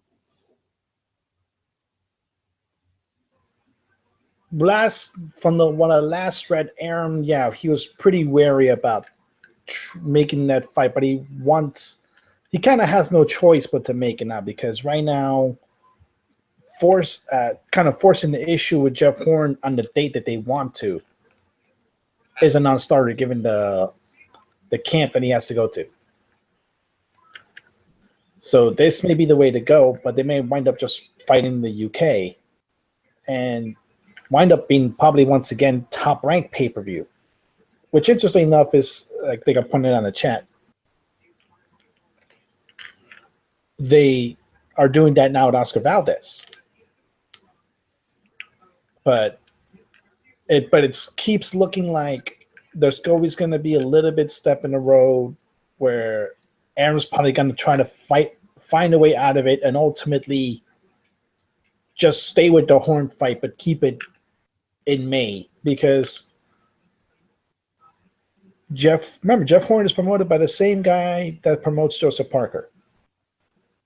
And Arum is trying to worm his way into being the co-promoter of Joseph Parker. So anything that can get him past that step, he'll do. If this fight prevents it, then you might see Parker going over to the PBC. So that's what Arum's facing right now.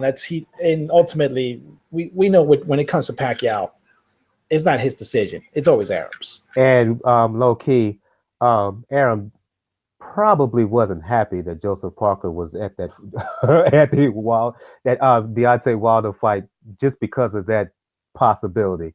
Going to you, EJ and Gus. Let's just say Pacquiao Khan is moved to the UK. I know it's not as big as Joshua and Klitschko, but it's still pretty huge. How many levels below Joshua and Klitschko is a possible Pacquiao Amir Khan fight? First you, EJ, and then you, Gus. You there, EJ?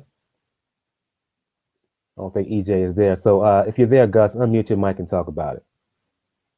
You know, Mike, collectively, when you talk about the two names as opposed to a singular in Anthony Joshua, both of those names are pretty much household names in the UK. Not only even for the casual fans, but ordinary citizens would definitely know about Amir Khan and Manny Pacquiao. So depending on what the venue is, that is a mega fight in the United Kingdom. And that could quite easily be staged at a stadium if it was, the preference of the two fighters. And that would generate compensation-wise what Manny Pacquiao is looking for. Hence this predicament that Bob Arum is in, which I don't really understand, because it looks to be almost like a conflict between brand vested interest in other fighters as opposed to the financial obligations which he has in this fight. Because quite clearly, from my understanding, he owes Manny Pacquiao $34 million. So if there's an opportunity for external investors to front the cash to allow Bob Arum to walk away from the fight, almost whether he breaks even or make whatever, but he's not in a position of debt, then I don't understand his reticence at the fight in Dubai, because that will generate, we know, sufficient monies not only from ticket prices in Dubai, but as well as external.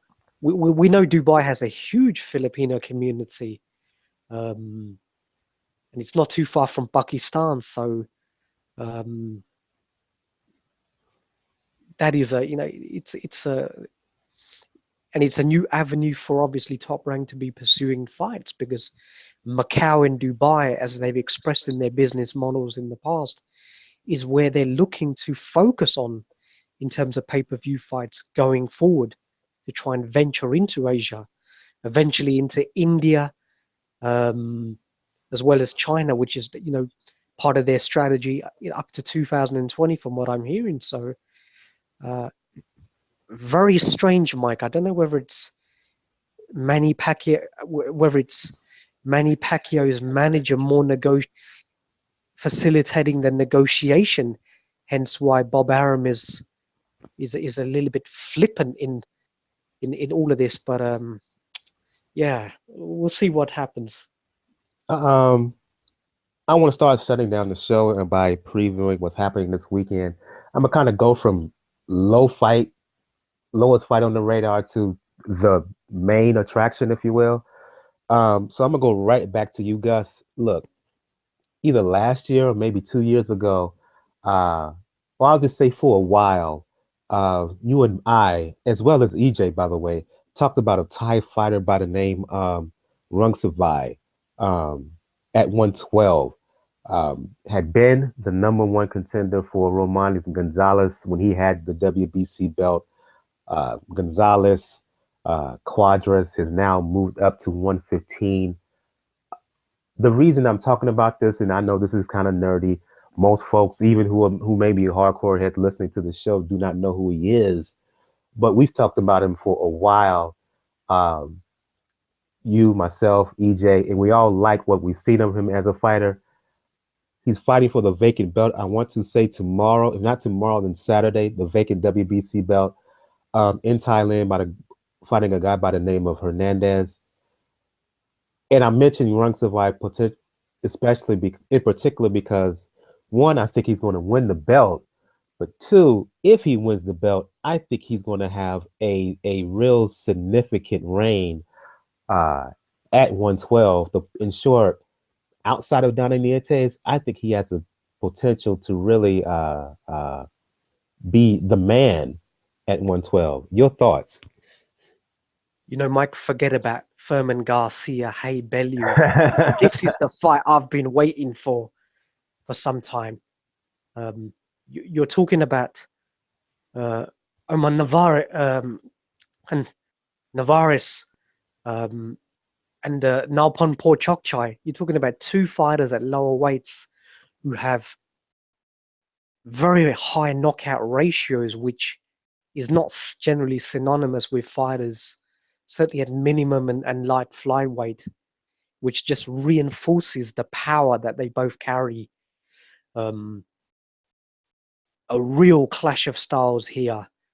You know, Paul Chokchai, we don't know too much about in terms of opposition as well. And given that he's predominant, I think almost exclusively fought in Bangkok, but quite clearly we can see his physical attributes and his skill as well. The way he's able to pivot from body to head, headshots, uppercuts, body shots in generally in one flurry. Very educated left hand as well. So he's a very talented but physically imposing fighter, as you said. And Juan Hernandez is no mug as well, Mike, because it's interesting. He pretty much got thrown in within the walls at a much younger stage of his career. I think he had back-to-back. I think he fought Moses Fuentes, who was the two-weight champion who lost recently to Tanaka over in Japan. Yeah. But he was very good back then. I think he fought him when he was undefeated, and he fought Kazuto Ioka, I think, straight after, back-to-back. When Ioka was up and coming, and he was a huge star over in Japan. I think he may. I think the Fuentes fight was reasonably close, but I think Ioka comfortably. I don't know what did he outpoint him? I can't even remember. It was a few years back. He won by decision. I'm just trying to remember. Was it before? Was that bout at 108 or 112? I can't remember the weight. It was. I know it was for the WBC, but it might. I think it might have been at minimum weight, that one. Yeah. Yeah, I think you're right. It was a unanimous decision that he lost. I don't think he's been put down on the canvas, so he can certainly take a punch, because in that fight he was getting.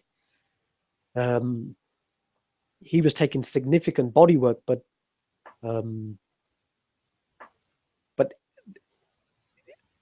how in this fight, if he elects to fight in the pocket as he generally does with a very heavy body puncher, it could be a dangerous strategy. I think he's going to have to try and he gets stopped, Gus. He gets stopped. Rungsavai, he this is a big dude at 112. He does that. He's just asking to get stopped. Yeah, he's going to have to stick and move, which he can do. And I've seen him even ambidextrous when he fought. He was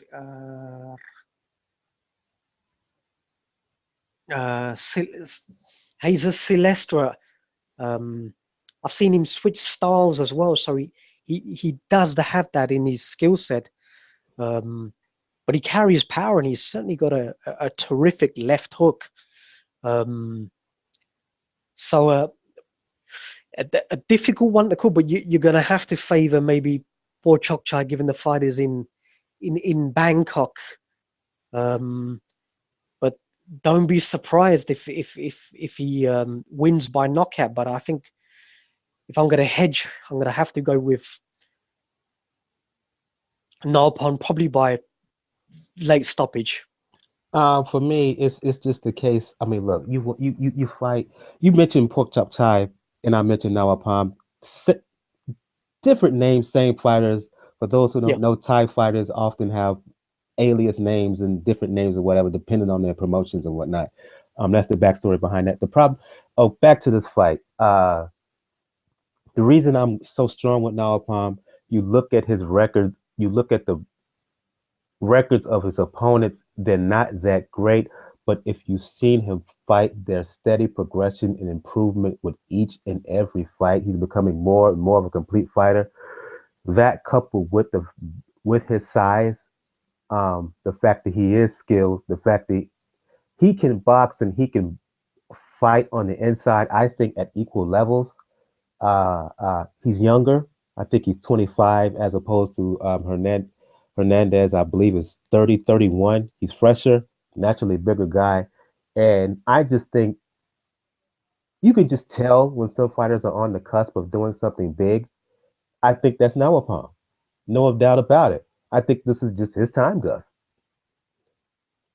Yeah, I think that generally the size difference is probably going to be the key issue here as well, given that Hernandez has been moving up through the weight, starting at sort of 106. And probably with Pork Chop Chai's natural punching power as well, at sort of 112. They'll probably be the deciding factors. So yeah, I'm going to have to agree with that one. I go to you, Bo. In England, heavyweight bout. This has been much of a show as it is a real fight. Much discussion about the pre-fight hype and back and forth trash talk as is the actual fight. In my opinion, David Haye fighting Tony Bellew. Look, we've talked about this fight on your show. For me, I just put this as a fight that Bellew talked his way into, and a lot of it just depends on Haye. What kind of real condition is he in? What kind of form is he in? If he's anyway close to top form, he stops Bellew. Much of a showcase as anything else. Your thoughts, Bo? Yeah. Listen. David Haye definitely stops Bellew. And we all know that. And Bellew has even said, he's taking this fight as a big money fight for him, so he's taking this fight for that reason. David Haye, I remember at one point they were talking about stopping the fight because something David Haye said about dislodging his brain from his head or something like that. So they was threatening to stop the fight, which I didn't think they was ever going to do it. This fight can stop whenever David Haye wants to stop the fight, but David Haye is he's taking this fight simply because it's the path of easiest resistance for David Haye. David Haye wants to be in the championship talks, but he don't want to really fight nobody or do anything to earn that position into the championship talks. Is David Haye a formidable heavyweight? Well, we don't know. He hasn't fought anybody. He's been away for a while. David Haye, as far as I'm concerned, has 1 foot in and 1 foot out because he has some type of promotional thing he just signed with I believe it was Richard Schaefer. So he kind of has 1 foot in, 1 foot out. So we don't know which way he's going to go. He told Shannon Briggs he'd fight him if he fought on his undercard and win. Well, that didn't happen. So I don't know where David Haye's going to go after this. Can we honestly say we see David Haye beating like the Luis Ortiz and everything like that? I know he wants to be in the ring with Joshua. I know he wants the big money fights. And he's, it's kind of a heavyweight version of Amir Khan. and I'm not, now that might sound cruel, but that kind of what it reminds me of. He's trying to talk his way in the path of in terms of him keeping himself relevant. Huh? In terms of keeping himself relevant, I can understand. Exactly, right. In terms of keeping himself relevant. So, but you know what? I'll be honest with you. I'm not mad at him. I'm really not mad at him because if you can do this and fight Tony Bellew, keep yourself relevant, and get into a big fight, but hey man, more power to you. I'm really not mad at you. More power to you because that does seem to be what a lot of these fighters today are doing. They're using social media and things like that to kind of boost themselves into big fights. They're talking their way into big fights instead of actually fighting their way into big fights. Like guys like Granados and McDonnell and things of that nature who take L's but still wind up getting fights. So I'm not mad at him, and I'm still gonna watch this fight because it would be something if Bellew was to upset David Haye. So, but I don't see it happening. But I'm still gonna watch it because it's boxing. EJ, if you're still around, what's this rumor I'm hearing about David Haye possibly being injured? He's fast asleep, you know, Mike. Yeah, he's probably asleep. So you can answer this for me, because I'm hearing rumors that David Haye may be possibly injured. I saw a press conference this evening and a lot of the build-up, Mike, but I've not been informed of any such injuries from Haye's part. I've read some things over the past couple of days. I can't remember the site right now. I was sharing with you via Skype. Okay. That Haye may have suffered a possible injury, and as a result, fight may be canceled. And something from a press conference, I think yesterday or today, where Haye kind of shelled those rumors. So I'll share that with you via Skype.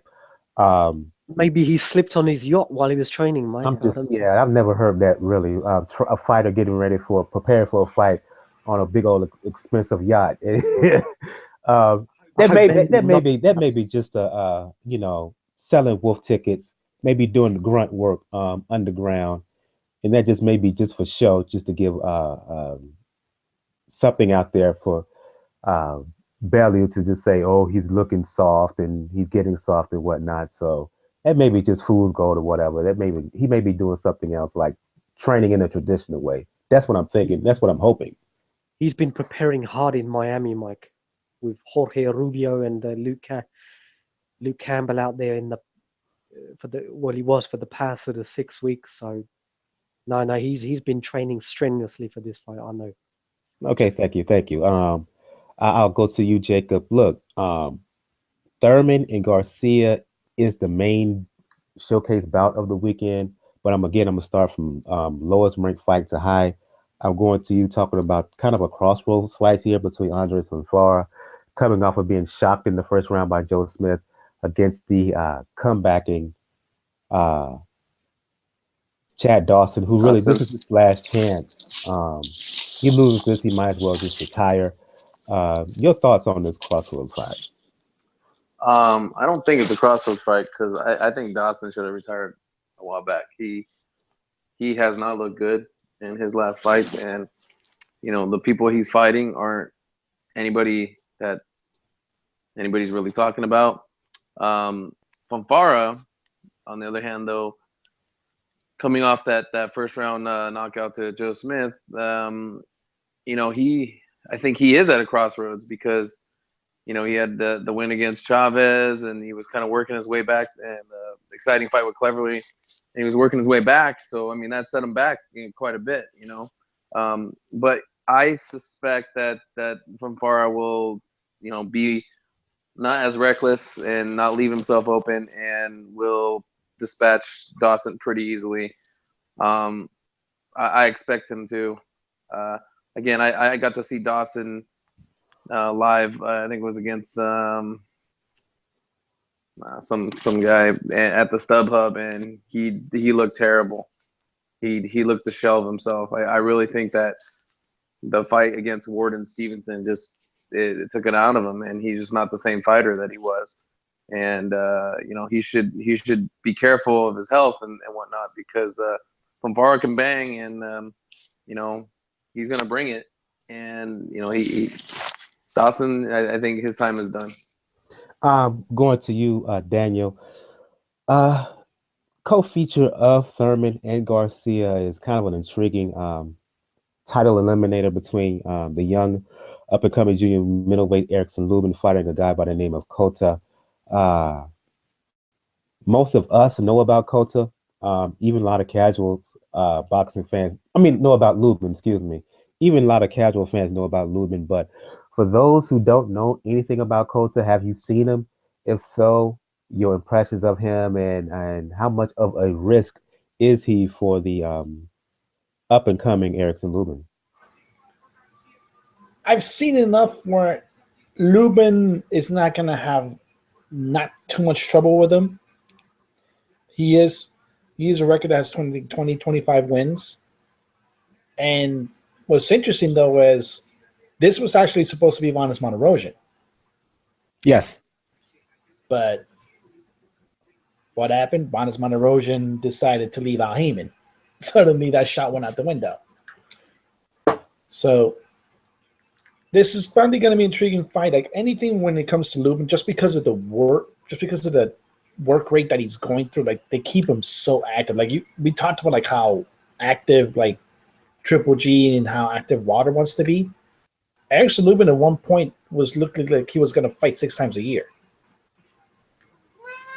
So it's a good test. It's a good title eliminator. It's not going to probably be too much trouble for Lubin because luckily Lubin seems to learn really, really fast as he's fighting. The question is going to be, though, will he be impressive enough where you immediately say, like, actually, we just talked about this, where you can immediately say, instead of having him wait for Jamel, have him go after Jarrett Hurd. Because right now, if you put a fight to me between Jarrett Hurd and Erikson Lubin, I'm picking Lubin. So Not yet. Not yet. Look, Lubin is ultra. Mike, I gotta disagree with you, Mike. Lubin is ultra talented, but I want to see a fight in which Lubin is actually put through a grind, put through something tough physically, because that's what I think Hurd will do against Lubin. And I would like to see before a potential bout how Lubin will feel against someone who will give him the kind of physicality that you know that Jarrett Hurd will give him. I'm taking Lubin though too. I'm taking Lubin too. I'm just saying, based off of talent, yes, but you don't know yet. You don't know how he will react to that yet. I would like to see him in that kind of test before stepping up against the likes of a Hurd. Even though on the surface it looks like Lubin has the skill set and whatnot to defeat Jarrett Hurd. Well, let's go into the Jarrett Hurd fight a little bit though. Like I said, it's kind of a hard luck situation with Tony Harrison because for the most part, Tony Harrison was winning that fight. Almost, some people could say almost dominating just because of the mere fact he was dictating the pace for a while. It wasn't until that 5th round when Hurd landed that uppercut that we started to see that, okay, what happened with him and Willie Nelson is probably going to happen here. So that's why I'll probably pick Lubin between him now and Hurd, because I think Lubin could probably exploit that a little bit more than Tony Harrison did, and probably packs a better punch than Tony Harrison. So that's the reason one of the fight, because neither guy has faced the other type really in that level before. But it depends, because who knows? Jamel might lose his mandatory, and then we have a whole completely different conversation. But it's a good test for Lubin. You're going to see him on TV. Remember, this is Showtime on CBS, so we're going to have network TV showing Erikson Lubin, who, like I say, is one of the best prospects in a loaded division right now. And it's a division that is thoroughly dominated by the PBC. So it's a really, really good fight. I do expect Lubin to win. And the rate by how impressive he wins is probably going to be the gauge to see whether Jamel's actually going to honor his next mandatory, because he's already honoring the one now. So we have to see how that shapes up. But we never know.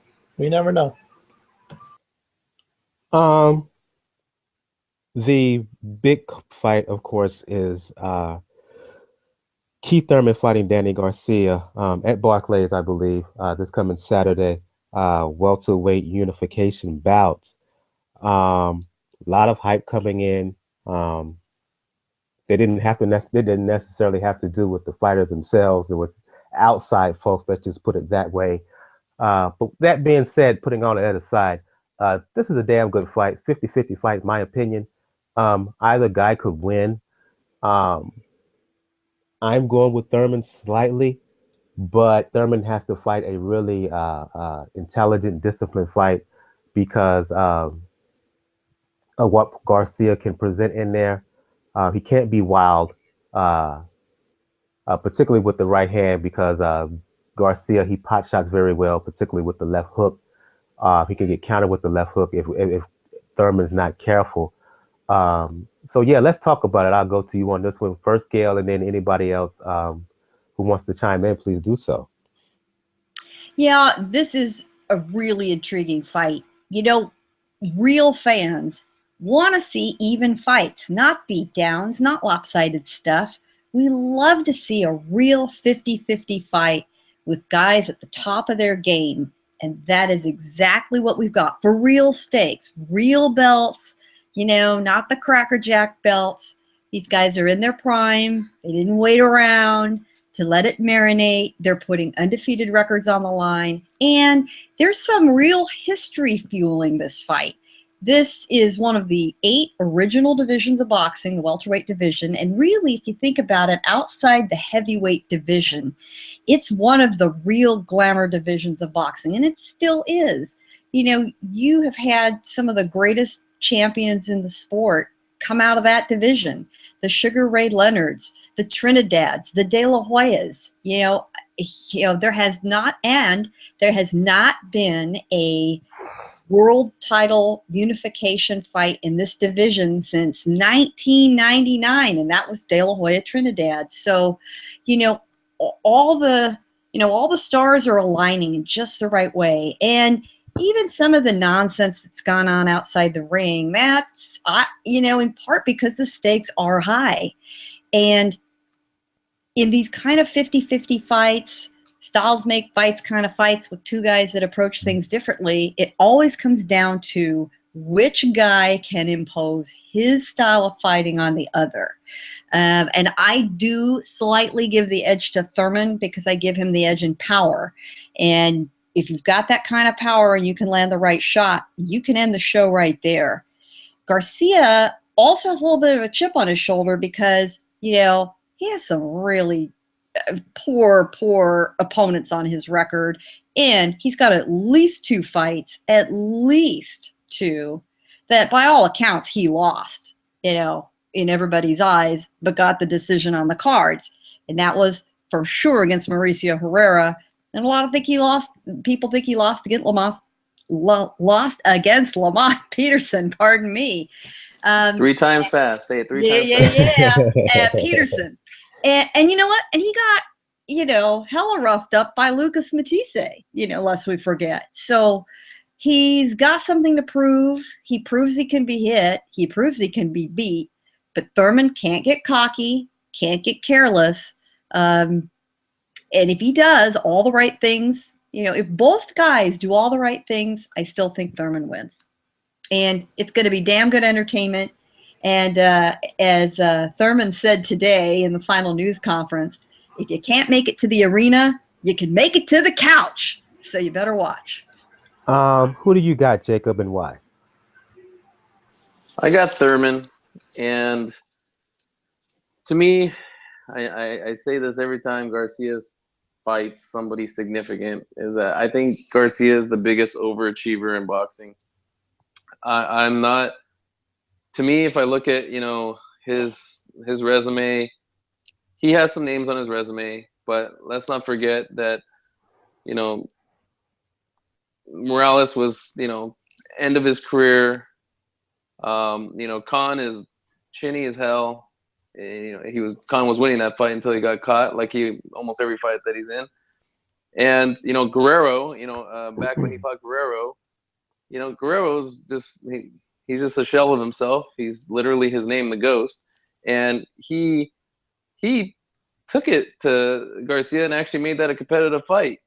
Peterson, I thought, won the fight and actually had Garcia hurt. Matisse was a good win, but, you know, he was losing some parts of that fight. But eventually, you know, Matisse lost. But I haven't been impressed with Garcia. I think he's not active enough in the fight, and I think he's been resting on his laurels. And with Thurman, you know, I think he has overrated power but he fought a very good fight against Sean Porter. I think he's going to be smart. I think he's going to learn from the Peterson fight and just go in there to execute a win. And I see Thurman pulling this out by decision. And Garcia, possibly they'll have to rematch or whatever, but hopefully Angel Garcia trips and bashes his head on the stairs or the side or whatever, and he has to be taken to the hospital because I can't stand that guy, and I can't believe they gave him a fucking license. Nah, let's just hope he trips and drown in a puddle. Listen, Bo. That too. That look, you talk about this fight and your breakdown, but let's just put it out there because it's the elephant in the room. Talking about this fight and the lead up and whatnot. That is the mouth of Angel Garcia. And to Jacob's point, he had a meeting with the New York State Athletic Commission, I believe Monday. We now know that he's been granted basically a license, so he's going to be in the corner. The role of Angel Garcia, not just as trainer, but who he is and how he has been acting. Any role in this fight, or is it just going to be about what Garcia and Thurman do to each other in the ring? The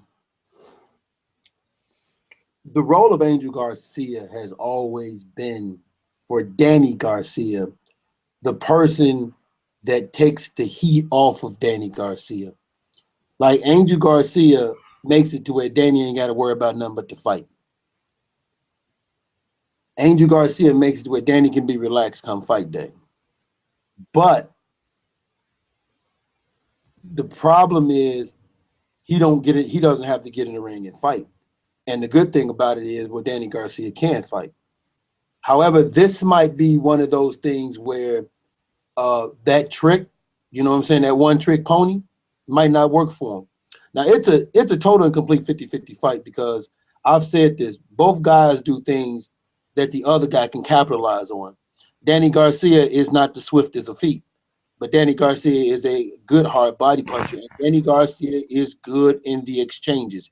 If doing the combination in the exchanges, Danny Garcia can catch you. He caught Amir Khan. Same thing with Lucas Matisse. He's good at stuff like that. Danny Garcia finds a way to win. Every time we thought he wouldn't win, he wins. All right. But then on the flip side, Keith Thurman can do something that we've seen Danny Garcia had a problem with. Danny Garcia had a problem with boxers and guys with movers. We saw that with Lamont Peterson. We saw that with the other fight he had, the Herrera fight. Okay, so it's an intriguing fight. I'm picking Keith Thurman. All right, I'm definitely picking Keith Thurman because I think that so far Danny Garcia hasn't been truly tested at 147, and I really think that the things that Danny has had problems with is something that he's always had problems with. He's never corrected. So I think Keith Thurman can box. He can move. We saw that even against Sean Porter, and even though Danny Garcia is a good puncher in between exchanges, he also keeps his head up too high.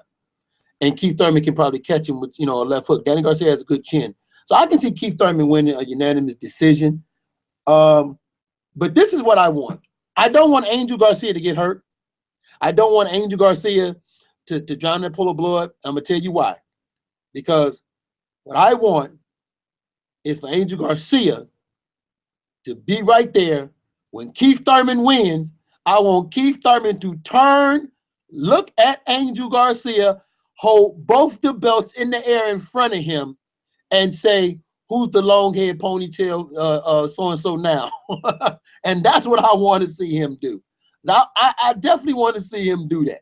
And I want Angel Garcia to be ringside when it happens. Also, I'm with Gail too. I don't Jacob and Gail. I don't want no damn rematch clause. I don't want no rematch clause. Let these two dudes fight, but don't give me a rematch clause. And there is no rematch clause. They both confirmed there is no rematch clause, and that's a good thing. Actually, it gives them no safety net. A lot of guys have the rematch clause, and that's got to be in the back of your head. When it's going to be a 50-50 fight. And a lot of guys like to have that sitting there knowing there's another payday on the way.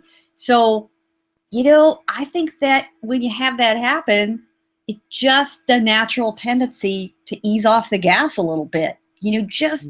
Just a fraction, just the tiniest bit. And in a 50-50 fight, that can really make a difference. Really make a difference. We've lost our host, so I'm stepping in as host just for now. Anybody else have their observations? It's time for you to speak up before you end the show. Well, when it comes to this fight, when you're looking at this fight, like we talked about this, like it's true. Like when I see Danny Garcia, I see Danny Garcia that doesn't do anything great but does everything well. He is your status basic fighter. But the problem is Keith Thurman, he does do something good, which is punch. But he does move really well. The part, though, is, what made Danny Garcia famous? Laying out Amir Khan in an exchange.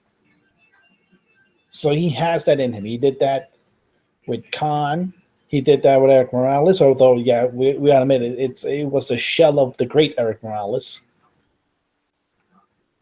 Did that with Matisse. But the main thing, and it's probably the main reason why a lot of people on emotion are picking Thurman. He also has that one name that has been pretty much just become a meme in this day, Rod Salka. So, you could almost put. He was ranked in the top 50, though. Come on. So you could almost put Sammy Vargas right there too. Oh no, I'll put him there. He's not as bad as Rod Salka. No, but it's bad. There was at least. There was at least the veneer of, potential there. Salka was, that will never die. Never forget. Never. Wait a minute. Nope. You guys are forgetting one very key important thing that will always be with Danny Garcia. Why should I fight a killer when I can get the same amount of money when I fight a Rod Salka? That's going to forever be in my mind when it comes right. to that was his dad, though. No, that's the thing. That's not Danny. That's not Danny. That's Angel. Well, that's Angel's mouth. But what I'm saying is that statement will also be linked to Danny because his dad said that. Okay, I'm back. I had some technical issues on my end. I'm back. No, we carried right on without you. Yeah. Well, that's the whole thing. This whole fight, like I said, I'm here at the epicenter of the storm in New York. It's pretty much dominated by Angel Garcia and his fuckery. Like even today, like he came out, somebody decided to actually put a microphone in front of him after the press conference because he was banned from the press conference. And he said when it came to Keith Thurman, and I'm going to quote it verbatim, that Keith Thurman has that retard strength. Oh, goddamn. Yes, he said that. Well, let's see. He's insulted him racially. He's insulted his mental I'm sorry. health. No, I mean, this is how much more could he go? He said what? He said literally, I saw it on both boxing scene and ring TV. Somebody decided to put a microphone in front of this idiot. And he literally, when they talk about the fight, because remember, he's banned from the press conference, and he said, well, Keith Thurman, he has that retard strength. Ah, damn it. Mm-hmm. See, I stand by my wanting him to get hurt. I fault those people in the so-called boxing media. That's like him saying to giving him a forum. That's like they when should he not was, be talking to him. That's when they put that mic in his face after the initial press conference, and he was sitting there talking about I'm not a racist, I'm not a bigot, I'm not this and that, and then proceeded to talk about how Asians smell like cat piss. Here it is. Okay, actually, no, I found it. It's on that left hook. And actually, no, he didn't say he has a retard strength. He says Angel Garcia suffers from retard strength. Suffers. He says Thurman suffers from that. Oh, I can't. In fact, let me read this. Let me just read this. No, do we really want to give a forum? I hope Thurman beats him with that whistle, man. No. Yeah, I'm not going to give him the forum. I want people to understand clearly who this dude is and clearly why I have such an issue with him. And oh dear Jesus, no, and this is, and we have to blame this on Fight Hub. Fight Hub is the people that actually caught with him, and actually Thomas Hauser too. They're the ones that cornered him and asked him questions. But that's the thing we're dealing with. That's what's being talked about out here. Not about Danny, not about Keith. Is this idiot? Like, if you want to see Puerto Ricans abandon the dude, that's the dude they're going to abandon in a minute. And remember, Danny's not mainly because of Angel and Ratsalka. He's not well liked in even his hometown of Philly. So he's not going to be liked here because A, that mess, and B, Thurman has fought here and has actually put up good performances here. So a lot of people are going on emotion on Thurman. I'm going with Thurman because he can punch at a welterweight level. And Danny has not faced that. For somebody that does everything well, he has not faced that. And there's a good chance, like I said, he'll win, that Keith Thurman will win by unanimous decision. And I do agree, like with Bo, I really do hope he holds both belts up. But knowing Angel, he's going to do something stupid. He's going to do something incredibly stupid when he hears Danny lose. I want Thurman to break his flute off in his ass. Look, let's push aside as much as we can, at least try to push aside from the ignorance. And in the show, Gus, with your thoughts on this, your keys to this fight, who do you have winning and why? I think essentially, Mike, we're looking at Keith as a drive-by shooter, is the way he's fighting these days, against a mid-range power puncher stroke hooker in Garcia. But we also got to remember that Thurman is naturally much the bigger guy, because he was campaigning at 164 in the amateurs when he was getting his ass schooled by Demetrius Andrade and the rest of those guys, whereas Garcia, I think, was fighting at 135. So Keith has had the advantage at welterweight when he's been fighting as the bigger and physically, the bigger fighter. But when I saw Garcia and him side to side, and looking at Garcia's physical build as well, he definitely looks a big welterweight. So I'm not sure whether the physicality is going to be a decisive factor in this fight, because I can't see too much in the pocket clinching or toe-to-toe fight in the pocket. I just can't see it. I think Garcia will have to is probably going to be instigating the fight, which he does not really like to do. He's a pot shotter, counter puncher. Yeah. I think he will much prefer if Thurman came to him and he was lurking around on the back ropes, pot shotting and counter punching. Exactly, Mike. Because Thurman has had problems in the past with counter punches. Soto Carras gave him a beating at times. Even Luis Collazo as well. And Diego Chavez, before he was stopped, he was counter punching against him very well, pretty much in the pocket.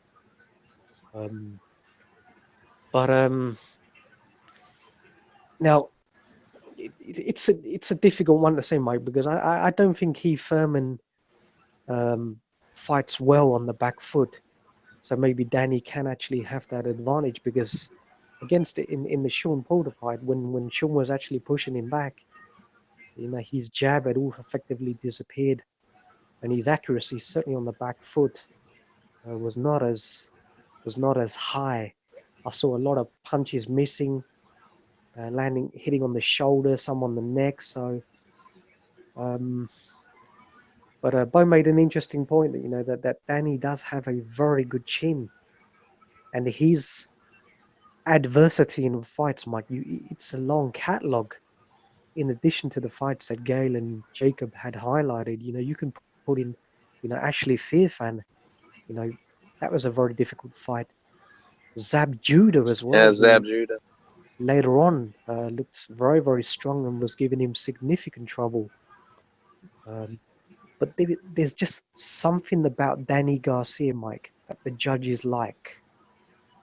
Because you don't get so many close decisions, which you could argue should have been against him and remain undefeated. So there's just something in his style that is in tune to what the judges like. So in this fight, I'm actually going to hedge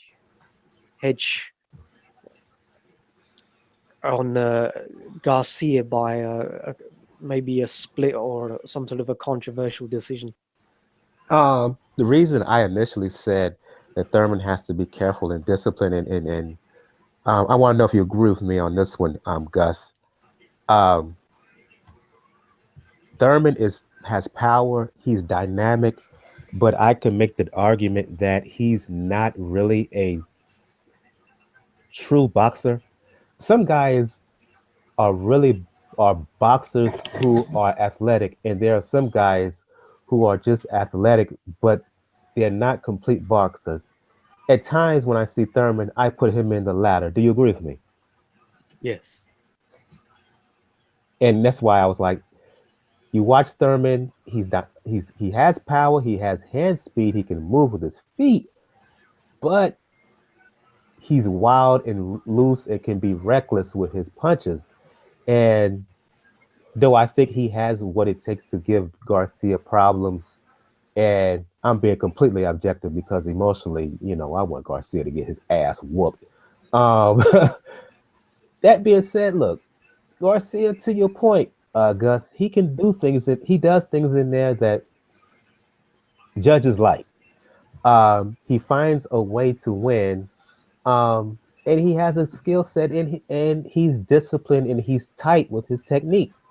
And given how loose and how reckless Thurman can be, either on the front or back foot, there are things in there he can take advantage of on Thurman, and that gives me some concern, excuse me. But I think at the end of the day, just like Garcia finds a way, I think Thurman finds a way. And I think he's going to find a way to, you have Garcia edging this out. I think Thurman's going to find a way to edge this out. I just hope it's a good fight. And I want to hear nothing from Angel Garcia before the ring, as they enter the ring. And I don't want to hear anything from him afterwards. If he wins, let's hope he has some humility. If he wins, let's hope Angel Garcia, for once in his life, since we've known him in the boxing landscape, let's hope he once has some humility. I know that's a lot asking. He won't. That's asking a whole lot, but let's just hope so. Be optimistic. He's a deplorable, wretched, filthy animal. He's gonna have no humility. He is the deplorable that Hillary Clinton talked about. That's what he is. Yeah, he absolutely is. And how in the world CBS broadcast network, they've got to have about a 30-second delay just to guard against him saying something on broadcast television in the United States that's going to bankrupt CBS. The question is, I can't believe that they're even taking a chance on it. Well, the question is, Gail, how much attention do they devote during the pre-fight talk to the things that Garcia said in the initial press conference? That's the question. I think almost none, because they did not bring it up today at all until Danny brought it up, and he actually handled it fairly well considering. But if I'm a CBS network executive, Steven Espinoza, he's used to this stuff. But if I'm on the CBS broadcast side of the house, I am not liking this at all. And they have got to hope to God that Thurman wins. And if they don't bring it up, they're being irresponsible. And boxing Twitter should be critical of them. Well, the issue, though, is, Mike, remember, this is CBS. Yes, they're the parent company of Showtime, but they're treating this as a Showtime production. So they're kind of hands-off-ish when it comes to this whole situation. But I'm going to bring this up. Legally, they will be liable if, God forbid, Angel Garcia launches off some tirade, and it's CBS who's liable to the Federal Communications Commission for anything that Garcia says, and they are very, very happy to levy big ass fines on CBS. They don't need it. Let's remember, this dates back to the wardrobe malfunction during the Super Bowl. They hold really tight leash over network broadcasters in the United States. That's what CBS is worried about. What they should do? Showtime doesn't have to worry about that. Premium cable, they can say whatever the hell they want, and they do. You know what they should do? Don't put the camera in his corner. I do not think they will, because I'm serious. This is a huge financial and legal risk for CBS. They should muzzle him. They should. I'm sure they have in effect said, Angel, don't you dare put us in a position to be paying $1 million fines, because we're going to take it out of your son's purse. So there. Yeah, I don't like using the word muzzle, because I don't like depicting human beings as animals in that way. But at the same time, I can understand why you can make an exception. Why you said it. There's always an exception. You can make an exception. He is an animal. There's an exception residing in the White House right now. So, touche. Touche. That's all I can give say. him a crack pipe before the fight, man. Oh God! I wish Lubin would have just fucking settled his hash a while back, but it didn't happen. I think when we always know when the show's about to end, and I think that was it. Yeah, let's start shutting the show down on that note. I began the show starting with Gail, ladies first, and I'll end the show ladies first. Gail, for those who want to talk to sweet science or anything. Lord have mercy on all our souls. I guess let the folks know where they can find you. You can find me covering the sweet science for Communities Digital News, which is COM, C-O-M-M, Digi, D-I-G-I News, comdiginews.com. Family approved, never find. I want to go to you, Gus, and as I stated in the beginning of the show, and I'll state now, on behalf of the Pound for Pound Boxing Report, we send our condolences to you. I know you suffered a loss in your family. For those who want to talk to sweet science or talk music, let the folks know where they can find you. Yeah, thank you, Mike. Everybody else, folks can catch me on Skype, YouTube.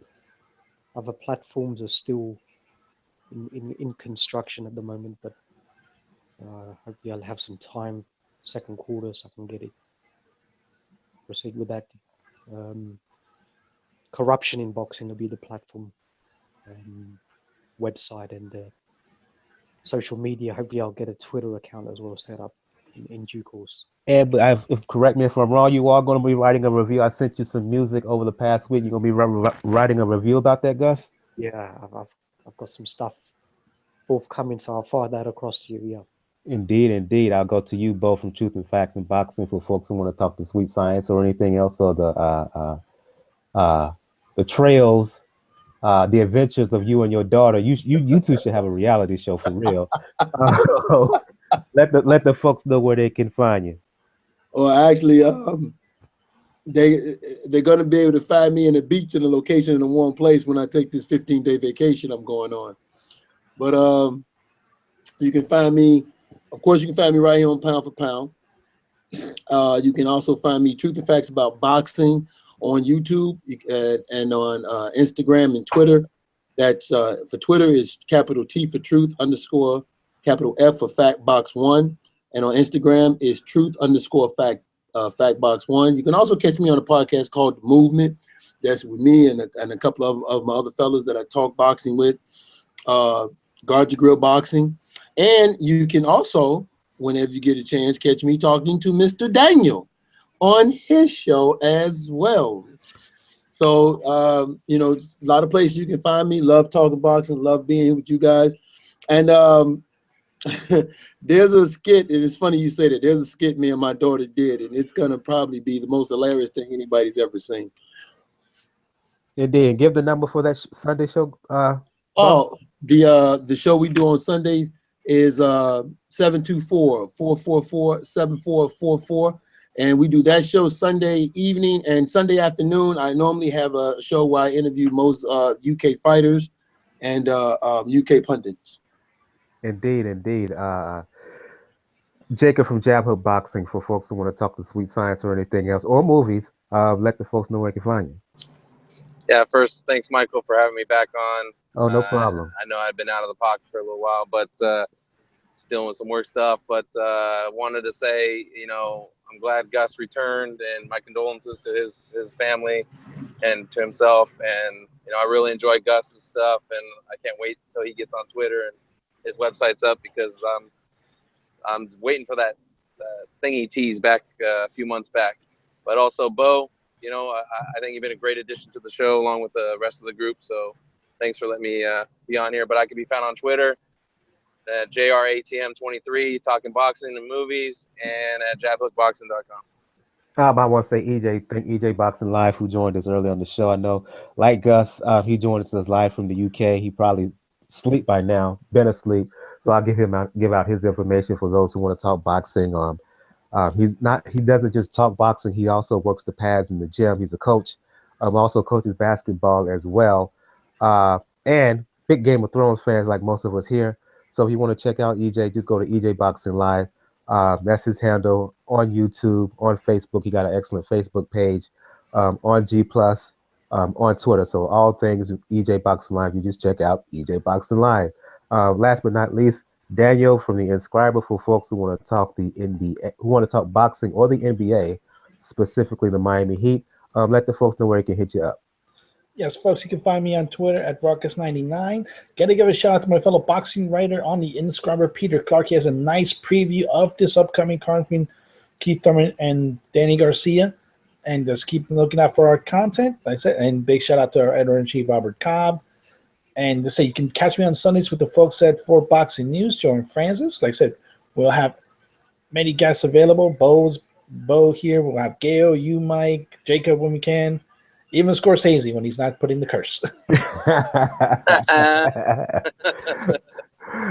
Shout out to Scorsese. He couldn't make it this week. I hope to see him soon.